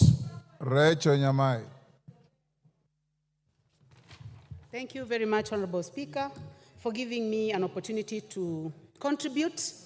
Honorable Speaker, I support this report, and I have listened, Honorable Speaker, to the chair as he moved the report, and to the vice chair, the Honorable Ambassador Benja, as he supported. And Honorable Speaker, I am convinced that I cannot be interested and very happy with the budget, and at the same time, I pretend to be unhappy with the finance bill that is supposed to fund that budget. Honorable Speaker, the proposals that have been given by this committee to amend are making this bill very good and highly acceptable, especially after dealing with the matter of bread and also dealing with the matter of taxation on motor vehicle, among others. Honorable Speaker, I also support this bill because it gives additional money to the counties, Honorable Speaker. Counties have been getting around 385 billion. That is the highest that we have ever seen. And this bill, Honorable Speaker, gives an additional money to the counties, approximately 15 billion, Honorable Speaker. I'm seated to a very sharp CPA, Honorable Bandi, and he has told me that if you are not sure of the figure, say approximately. Approximately, Honorable Speaker, 15 billion to our counties. And this money is going to our road projects, health, agriculture, markets, water. What else do I want, Honorable Speaker? I want money to go to Kitui, to Makueni, to Machakos, to Embu County, Honorable Speaker. And listening to the Honorable Cecily Mbarire, Honorable Speaker, she says that the most difficult thing to do is to raise money for the counties. On source revenue, OSR, Honorable Speaker, this bill is in the right direction to giving additional money to the counties. Honorable Speaker, this bill provides additional money to CDF, the best fund in this country. Honorable members across the divide, the best monitored, the most evaluated, the most successful is getting 30 million, Honorable Speaker, per constituency, Honorable Speaker. Members on the side where I'm seated, well, where I used to be in Azimio, members who are seated on this side, Honorable Speaker, should be the ones supporting this motion because of additional money to CDF. Because our children are going to get more money. Honorable Speaker, yesterday, I watched a girl that I've been paying fees for. Let me stick to the motion.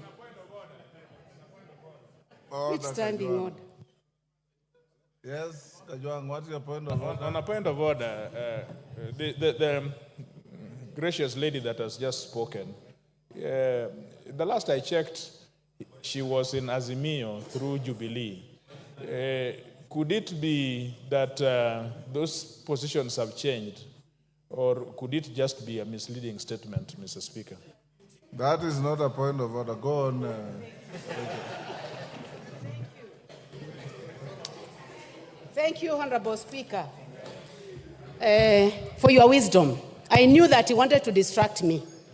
Honorable Speaker, I was just saying that I watched one of the girls that I pay fees for, and she was in the street, and she had written a message to me the previous day. And I asked her, you told me that it was about taxation on motor vehicle and bread. Why are you in the street? Honorable Speaker, I have just shared the video with CPA Bandy. The girl told me that she was not in the street concerning the bill, that she was doing TikTok, Honorable Speaker. And she was swinging, Honorable Speaker, very nicely. She told me that she was there because she wanted to get views for TikTok, Honorable Speaker.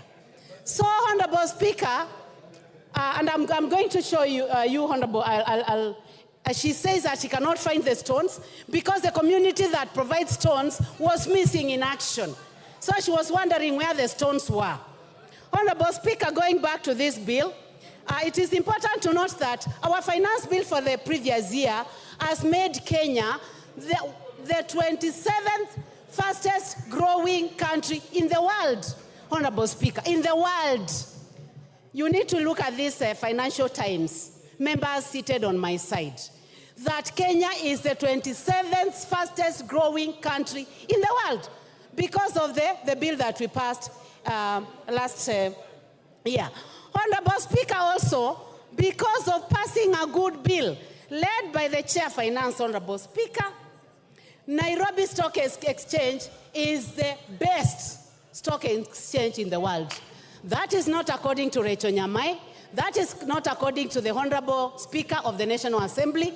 It is not according to the President of this country, Honorable Dr. William Samoei Ruto. It is according to the Financial Times that the Nairobi Exchange is the best in the world. Honorable Speaker, education is an equalizer, Honorable Speaker. This bill, Honorable Speaker, proposes approximately 658 billion to education. Some of us found our way here because we went to school. Our parents never saw a classroom. My own parents, Honorable Speaker, never stepped in a classroom. My father he was not literate. He was an assistant chief who was not literate. So I am only here because I got education. Let us support this bill for the 558 billion that is going to education, Honorable Speaker. Honorable Speaker, I support this bill because it is giving an opportunity to our industries. We are saying that for a phone that has been assembled out here must be taxed. But the one that is produced by 4 companies, Honorable Speaker, that have set up here in Kenya must be given an opportunity, and that is the one that is not going to be put through taxation. So we would like these companies to continue working so that they can hire our boys and girls, so that we can have technicians working there. Honorable Speaker, concerning sanitary towels, also, it is the sanitary towels and pampers that are from outside the country. Those who are setting up here, producing here, hiring our children are not going to be taxed, and this is an effort towards a job creation. Honorable Speaker, this bill also is proposing additional money to electricity, last mile connectivity, 50 million per constituency. Honorable members, what else do we want? We must tell Kenyans the truth, that this country has made a decision that we need to light up this country. We need to extend the working hours. We need to ensure that there is energy in my villages, in Motomo, in Ekudha, in Kanziko, in Kasala. They must have power so that they are able to work longer and they are able to provide jobs. Honorable Speaker, every country aspires to have a net budget. And Honorable Speaker, I want to go to the figures, and I'll be careful, again, as advised by my friend here, who I have looked at his eyes, Honorable Speaker. I have never looked at Bandy's eyes nicely. But today I have looked direct into the eyes of the Honorable Bandy. And his eyes are very good, Mr. Speaker. And he has told me that let me finish, Honorable Speaker. 2021, 2022, the deficit was approximately 747 billion. 2022, 2023, Honorable Speaker, the deficit, budget deficit, according to CPA Bandy and the Chair for Finance, was 846 billion. 2023, 2024, it went higher, Honorable Speaker, 908 billion. And now, Honorable Speaker, courtesy of a good budget committee, led by the Chair, Honorable Kimani Kuria, the deficit, proposed deficit, Honorable Speaker, will be 597 billion. Honorable Speaker, Honorable William Samoei Ruto is going to provide a balanced budget for this country. Watch this space. Watch this space, honorable members. He has promised to provide a balanced budget where we will not have to borrow, Honorable Speaker. Honorable Speaker, did the committee listen to Kenyans? Yes, it did. They went all over the country. That is why they have dropped matters to do with bread taxation. They have dropped matters to do with taxation on motor vehicle, among a myriad of other things. So I am calling upon everyone, Honorable Speaker, for the love of this country, for the fact that we are not only interested in... Your time is up. Cynthia Muge.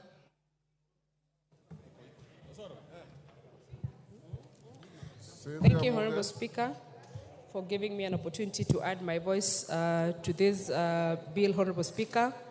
And from the onset, Honorable Speaker, I want to say that I support this bill. Honorable Speaker, there seems to be an acute insufficiency of knowledge regarding what a finance bill, Honorable Speaker. And when I heard and listened to people, Honorable Speaker, speaking about this particular bill, I actually went back to myself, Honorable Speaker, and I was wondering, is it me who doesn't know what a finance bill, or it's other people who don't know? Honorable Speaker, when you hear the running call of reject the finance bill in its entirety, Honorable Speaker, it is a very irresponsible comment to make, Honorable Speaker, because of the importance of a finance bill. Honorable Speaker, allow me to, Honorable Speaker, link the finance bill and the appropriation bill. The finance bill, Honorable Speaker, is the one that enables or actually budgets or finances the appropriation bill. And without the finance bill, Honorable Speaker, we can as well declare that we don't have an appropriation bill, Honorable Speaker. The appropriation bill, Honorable Speaker, is where all of us are going to get the monies that we need for the different projects that, Honorable Speaker, we want to run in our constituencies, Honorable Speaker. Honorable Speaker, I support this bill on many grounds, Honorable Speaker. Honorable Speaker, I am a sugarcane farmer and I represent people, Honorable Speaker, who farm cane, Honorable Speaker. And looking at the finance bill, Honorable Speaker, and reading it together with a committee report, Honorable Speaker, that proposes a removal of the cane transportation, Honorable Speaker, it has zero-rated that particular provision, Honorable Speaker. Honorable Speaker, this gives me a reason to be able to support this bill. Honorable Speaker, I come from a county that does tea farming, Honorable Speaker, and production and processing of tea. Honorable Speaker, when I read the committee proposals, Honorable Speaker, on the removal of the tea packaging material, Honorable Speaker, I am happy and I support this particular bill, Honorable Speaker.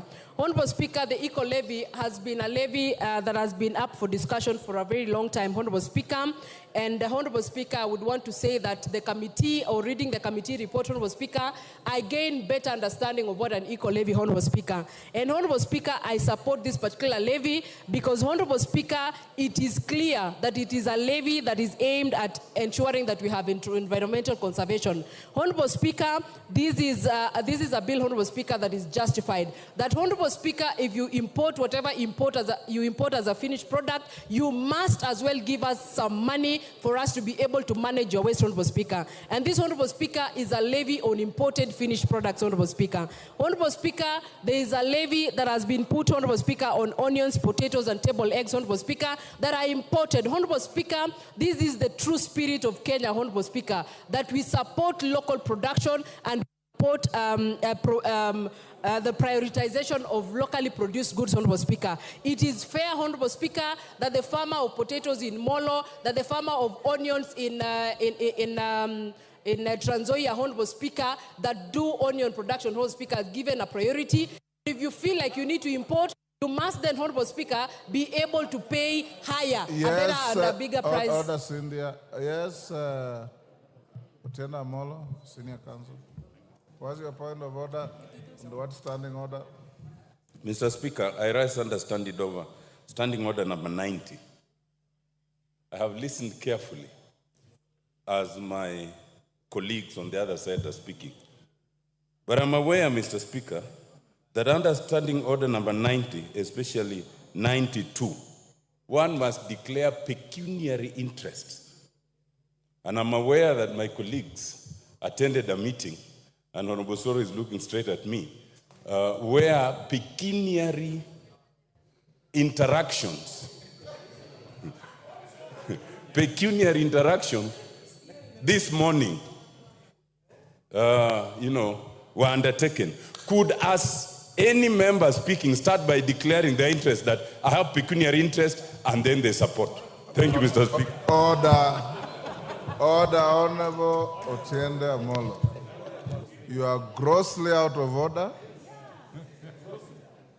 for misreading standing order 90, misleading the House, and raising a frivolous point of order. Go on, Cynthia. Thank you, Honorable Speaker. Honorable Speaker, in my submission, I am clear in my declaration of interest that I represent people who do sugarcane farming and tea farming. Thank you, Honorable Speaker. Ignore him and proceed. Well guided, Honorable Speaker. So, Honorable Speaker, I support this bill in its entirety. And Honorable Speaker, I also want to give an assurance, Honorable Speaker, to the Honorable Robert Mbui.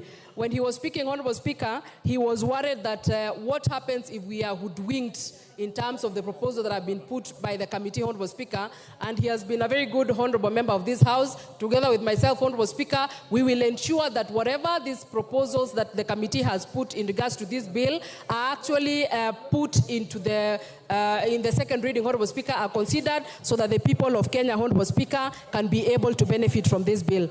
Honorable Speaker, I want to compare the finance bill of 2023 and the finance bill of 2024, Honorable Speaker. Last year, Honorable Speaker, I was pensive about the finance bill of 2023. And I want to report here today, Honorable Speaker, that I am a happy person that I took part in the passing of the finance bill of 2023, as hard as it looked, Honorable Speaker. And I am happy, Honorable Speaker, because some of the provisions that were put in place by that finance bill last year, Honorable Speaker, are finally bearing fruit, Honorable Speaker. You remember, Honorable Speaker, that there was an issue about the clinkers, Honorable Speaker.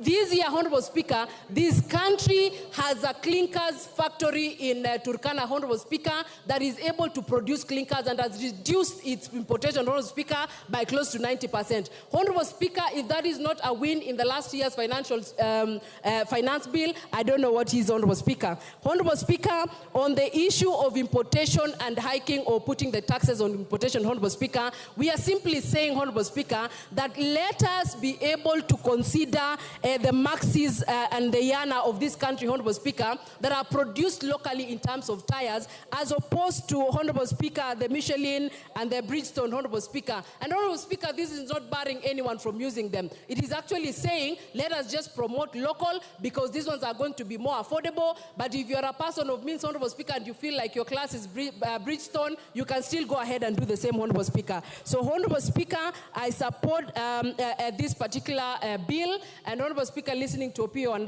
the Honorable Able Minority Leader, Honorable Speaker, he says that this government has made mistakes after mistakes. And Honorable Speaker, I want to say this. If the results of the mistakes after mistakes that have been made by this government is the exchange rate going, the Kenya shilling doing better, Honorable Speaker, I am proudly associated with the mistakes that have been made by this country. Honorable Speaker, if the mistakes include the ease of doing business, Honorable Speaker, in this country that is growing better every day, I want to say that I'm proudly associated with the mistakes that have been made by this government, Honorable Speaker. And I continue to support it because, Honorable Speaker, we are going to have a better future, we are going to have a better economy, we are going to have better things that are going to come out of this finance bill, Honorable Speaker. So I support it in totality. Honorable Speaker, just to speak to the Gen Z, I hear they have been referred to Gen Z, Honorable Speaker. I want to appreciate that particular generation, Honorable Speaker. And when you look at young people fighting for their rights, fighting for their space in person, Honorable Speaker. And if you noted, Honorable Speaker, they did not spoil or go and vandalize any shops in this town, Honorable Speaker. They were picketing in peace, and they were actually showing us place cards, Honorable Speaker, showing what they wanted. Honorable Speaker, I want to say that I am proudly associated with those people, and I appreciate this committee for listening to those young members of this country and implementing some of the suggestions that they were giving. Honorable Chair of the committee, we appreciate what your committee has done, and we will be here during the second reading to support it and see that it goes through, Honorable Speaker, so that we can honor those young people and even going into the future. I support this bill, Honorable Speaker.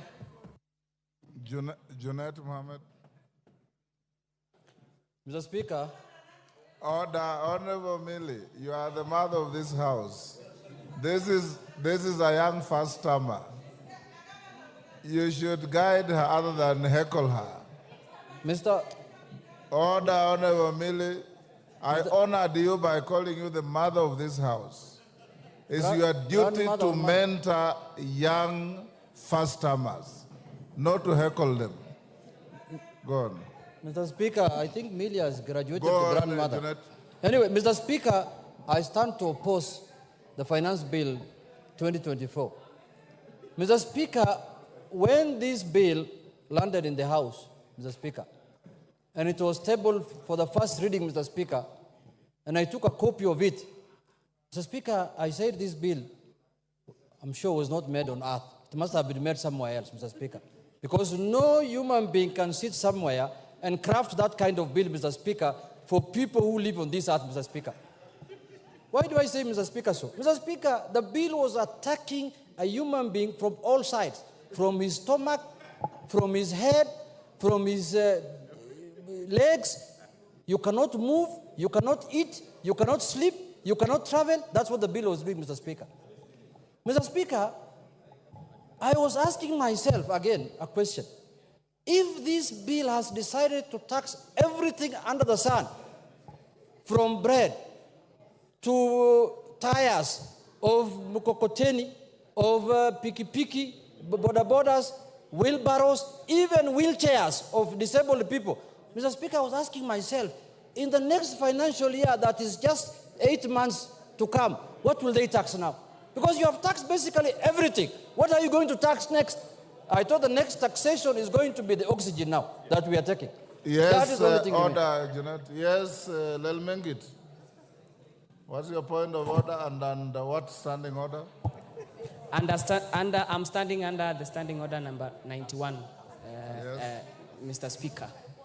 I want Honorable Junet to substantiate that we are only putting levies on imported assembled motorcycles, not locally assembled and not locally manufactured, so that the Kenyans out there can know, can know the truth, Mr. Speaker. Thank you. Mr. Speaker, I have not even spoken about that. Me, I spoke about rubber. I did not talk about assembled, disabled, and non-assembled. I have not talked about that. You must be in a different house than me. You must be in Wasingishu County Assembly or something, Mr. Speaker. Mr. Speaker, to proceed with my point of argument, Mr. Speaker, if this bill was done the way it was done, without the input of serious government technocrats, Mr. Speaker, then it has proved to me that this government lacks technocrats. What it has also come to prove is that when we were campaigning, this government said they have a plan. And they put everything that is flowery, that is good in that plan. But I can see now what is happening in this country is to govern this country without a plan. Because there is no plan that can recommend this kind of finance bill, Mr. Speaker, on earth. It is a process now. The process now the government or the regime has entered is to govern without a plan. And I think the people who have been entrusted to develop these bills, to bring it here, those people really want to bring down this government, and it is coming down slowly. And so, I mean too fast. Mr. Speaker, you cannot, I want to tell my colleagues and members of parliament here, where the rubber meets the road is this house. The bill can be manufactured anywhere. It can be manufactured inside a bar, inside a hotel, inside your home, but in the end, it has to be passed here. And that is why they say there is no taxation without representation. Now, it is us, members of parliament, who will be held responsible for taxing Kenyans, not the authors of the bill. Those people, they will be found nowhere. The people whose the question will be put to them, as many of that opinion say aye, as many of that opinion say nay, it is us. Today, we have an opportunity to stand with the people of Kenya, to defend the people who elected us. Today, against harsh taxation, against imposing taxation that is going to make them, Mr. Speaker, you are taxing bread, the stomach of someone. You are taxing rubber, the mobility of someone. You are taxing money transfer and money services. People cannot afford anything to buy because the money will be expensive. What else has remained other than death now? Somebody just has to die now. Nothing else has remained. But Mr. Speaker, I want to say this. Taxation must be, we know the general principles of taxation, Mr. Speaker.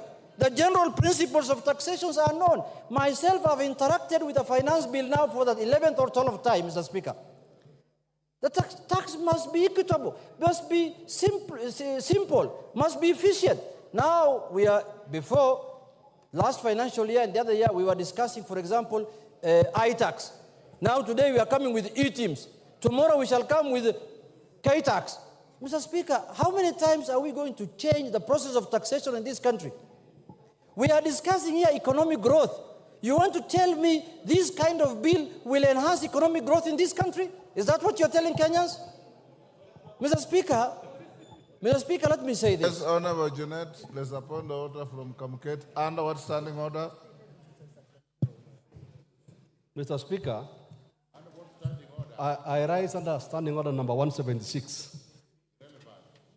And Mr. Speaker, just a moment. The Honorable Jeanette has spoken very vehemently against the bill. He has powers under standing order number 176. I have read the report of the committee, and there is no dissenting opinion. The members from the minority side have supported this bill. His own members that he, as the minority whip, has nominated to the finance committee. If he is true to his word, can I challenge him, Mr. Speaker, to exercise his powers under standing order number 176 to de-whip those members? Jeanette. Mr. Speaker, you see, we are now on the plenary of the House. We are not in a finance committee. And the decision of the bill will be made on the floor of this House, not in the committee. But I know where Honorable Kamket is coming from. I know when you collect cattle, you share with everyone. But now this is different, Mr. Speaker. We are in a different scenario. Now we are in the floor of the House, Mr. Speaker. We are not dealing with cattle. But having said, Mr. Speaker, you know, when you are interrupted like this, you lose your thought process, Mr. Speaker. But let me come back to what I was saying. Mr. Speaker, this bill, I can see the committee in their own wisdom have proposed certain changes. That's a step in the right direction, but that's not enough. That is not enough. Because there are more other things that we need to deal with, and we need to bring amendment on them or shoot down the bill in its entirety, in totality. Mr. Speaker, let us be sensitive to the people of Kenya. Now I've lost my time. I can see I'm being told your time is up. Let us be sensitive to the people of Kenya. Because it is the ordinary person who's paying for what we are processing here. It's not us, Mr. Speaker. Mr. Speaker, if we are going to make life difficult, for example, Mr. Speaker, last year we passed a finance bill here, which is a Finance Act of 2023. How much money have we collected using that? We did not reach our targets. Now that is a proof that higher taxation that does not yield to higher revenues, Mr. Speaker. Lower taxation yields to higher revenues. If you make the taxation process easy and simple, and which everyone wants to pay, that is when you will collect money. But when you tax it highly, people will look for ways to evade it, people will look for ways to not to pay it, and that is the norm. It is not all over the world. It is not rocket science. So let us... Is up, Didymus. Your time is up, Jeanette.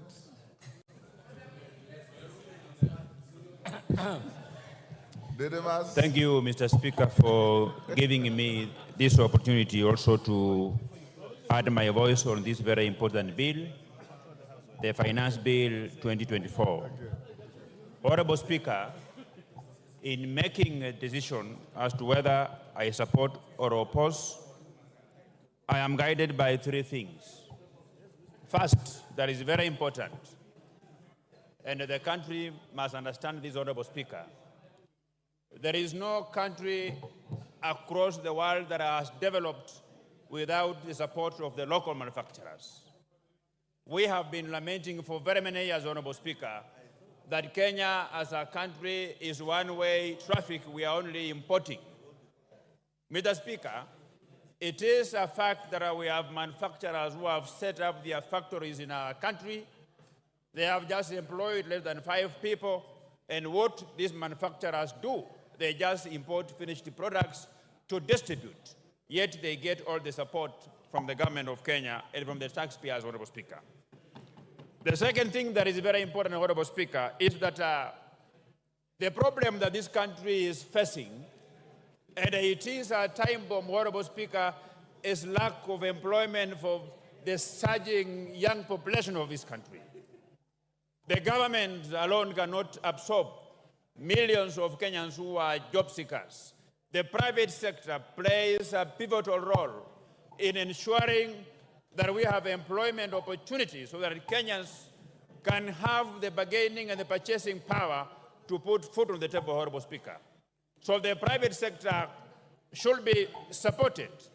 I heard the leader of minority speak about that this country is only favoring a few individuals who are trading in cement, who are trading in steel.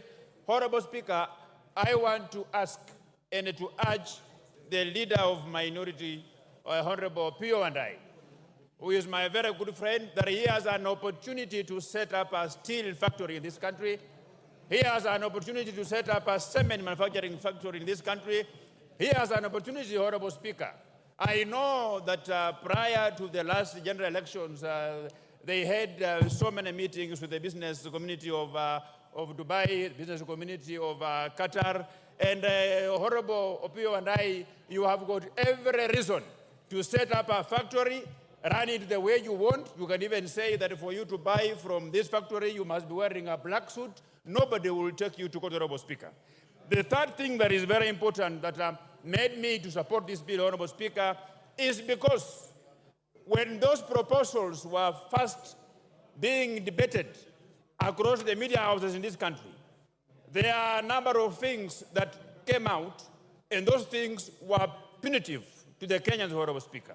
These include the tax on motor vehicle, the tax on diapers, sanitary towels, taxes on motorcycles, Honorable Speaker. But we have since engaged, and I have had a robust discussion with the Chair of Finance and Economic Planning. He has assured me that the content of his report will finally make it to the areas that are going to be amended by this House, Honorable Speaker. I have also alive to the fact that as a Member of Parliament for Kimilili, I have the powers to amend this bill. I have the powers to suggest amendments, including the title of the bill, and everywhere that I feel we should change this bill, Honorable Speaker. Honorable Speaker, this bill, read together with the report, and of course also annexed on that level with my intelligence of proposing amendments to make it better, I am convinced that we are going to protect the local manufacturers. Kenya as a country, Honorable Speaker, we have been lagging behind. that even we import toothpicks, something that is made with a very low technology, that we have been importing diapers, something that even Junaid Mohammed can set up a diaper manufacturing farm in Migori, Honorable Speaker.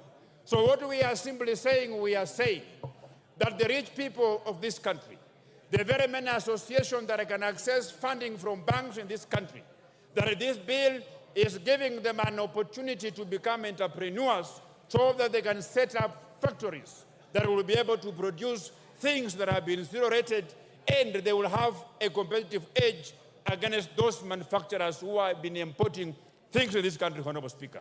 Honorable Speaker, we have had a discussion with the ladies of this country. I have had a discussion with girls and women from my constituency. They have raised concern about the hygiene of diapers that are imported from China.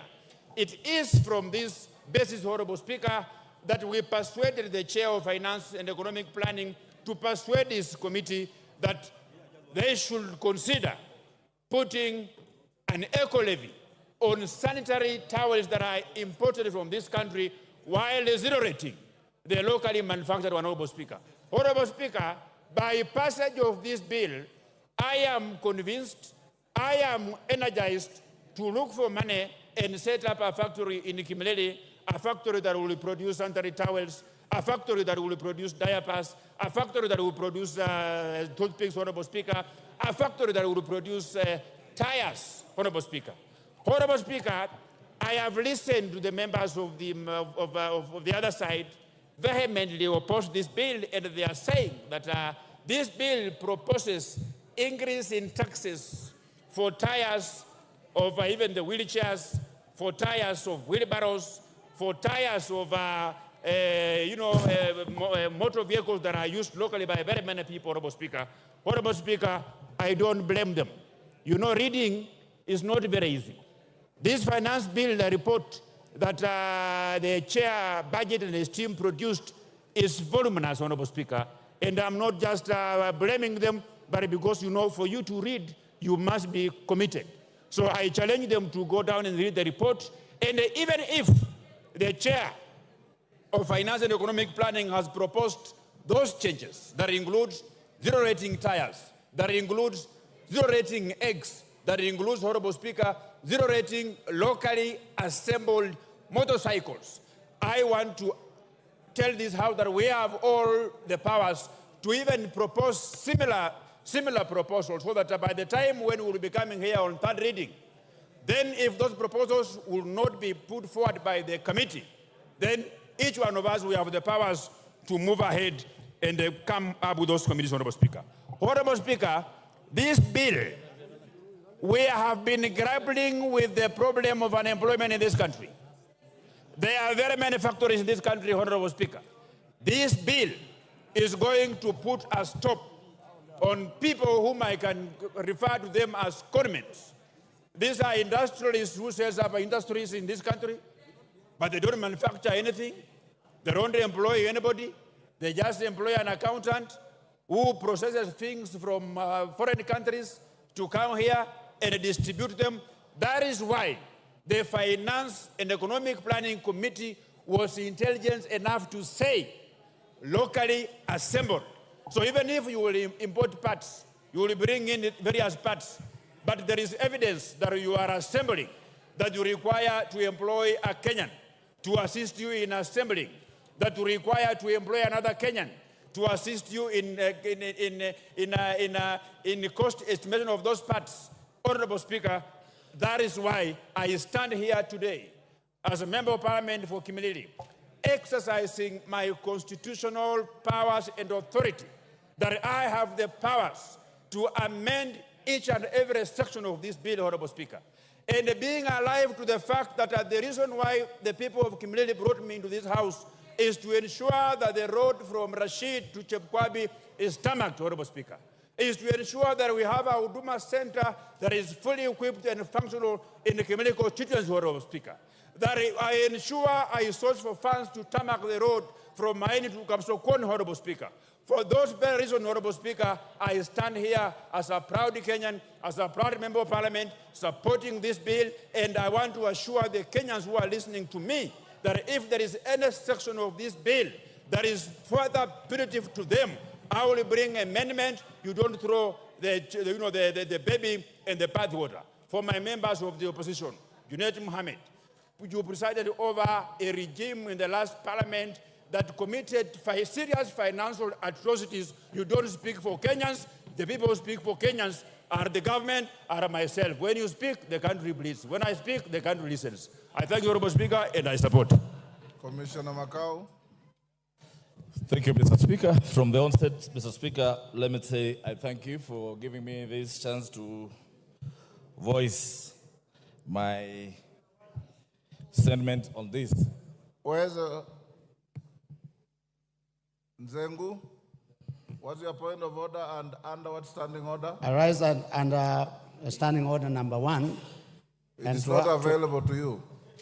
That is for the Speaker. I just seek a guidance from you, Mr. Speaker. Yes. Looking at the interest of members, I wanted to implore you to allow the cards not to be removed over lunch hour so that we can continue in the afternoon. Thank you, Mr. Speaker. Okay, Mark. So that you don't lose your slots. That is a fair request.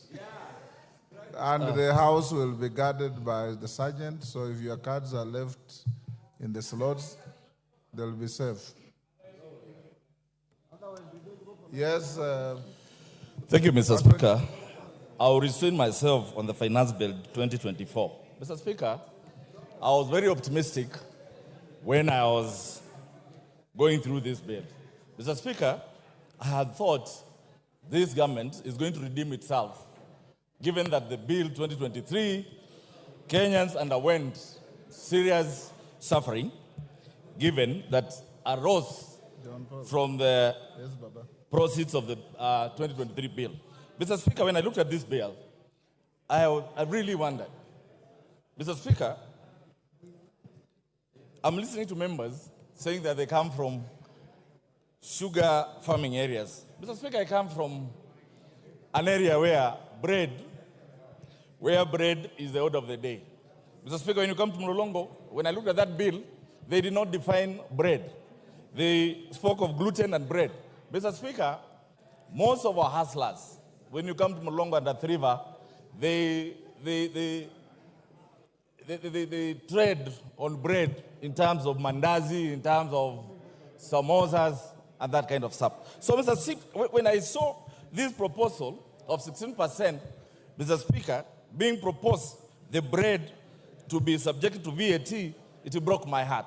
Mr. Speaker, as I stand in this house, when I looked at all these clauses, Mr. Speaker, I looked at clause 9, clause 25, clause 23, clause 35, clause 63, and clause 63. Mr. Speaker, these proposals, sometimes I wondered, really, they are advisors of the executive on matters of this bill. Mr. Speaker, when this government, on its manifesto, they say they're going to take care of the hustlers, the mamambogas, the bodabodas, but when I look at this proposal, Mr. Speaker, none of them was addressing the well-being of those hustlers. Today, Mr. Speaker, I stand here, when I looked at the proposal on data protection, Mr. Speaker, that proposal wanted to amend the Data Protection Act. I think that is Cap 2114C. Mr. Speaker, I want to remind our colleagues on the other side that yesterday we had members whose accounts were frozen because the same act, the same data protection was misused, and members of the then Tanga accounts were frozen. Today, Mr. Speaker, when someone proposes that this data protection, our personal data should be given to KRA, Mr. Speaker, our government can come in place. And we never know. Your account, someone might say that you owe the government 100 million in taxes. Mr. Speaker, it's high time this House stood and said no to such proposals. Mr. Speaker, however, I have looked at the report. I know the Finance Committee have done something on it. And Mr. Speaker, we must be very careful. There is no way I'll sit here and understanding that a government must fund its budget. We must look at what is happening to the taxes that we are collecting and why are Kenyans not paying taxes. Mr. Speaker, I join speakers who say, let us loosen the tax bracket so that we tax Kenyans less, so that they will be encouraged to pay more taxes, and we are going to realize these monies that we want to finance the budget that we have. Mr. Speaker, as I stand here, I am also concerned about the proposal protecting some investors. Mr. Speaker, I come from a constituency where all the cement factories are. It is true, there is only one supplier of billets. And Mr. Speaker, the way this bill was proposed, it was proposing a 17.5% tax. That means they were going to protect the monopoly of that investor so that no any other manufacturer will find place in the market. And I agree with members that this country needs industrialization.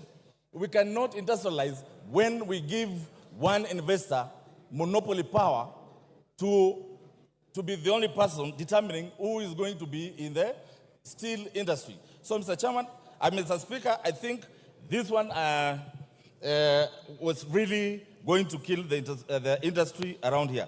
So it also applies on the clinker. Mr. Speaker, clinker is an essential element in production of cement. If we tax this cement as proposed in the bill, I think that's 10%. It means even the affordable housing that we are talking about is not going to be possible. If this bill will address on clinker being zero rated, then it means the cost of cement is going to come down and the cost of building is going to come down. Mr. Speaker, the way it is, I don't see whether this bill is going to help Kenyans. Mr. Speaker, I stand here and I oppose it in totality. Let us come back. Mr. Speaker, you accept our amendments, and as a House, we look at them so that we neaten this bill so that it's going to benefit all Kenyans. I thank you, Mr. Speaker. Order, honorable members, you may be upstanding.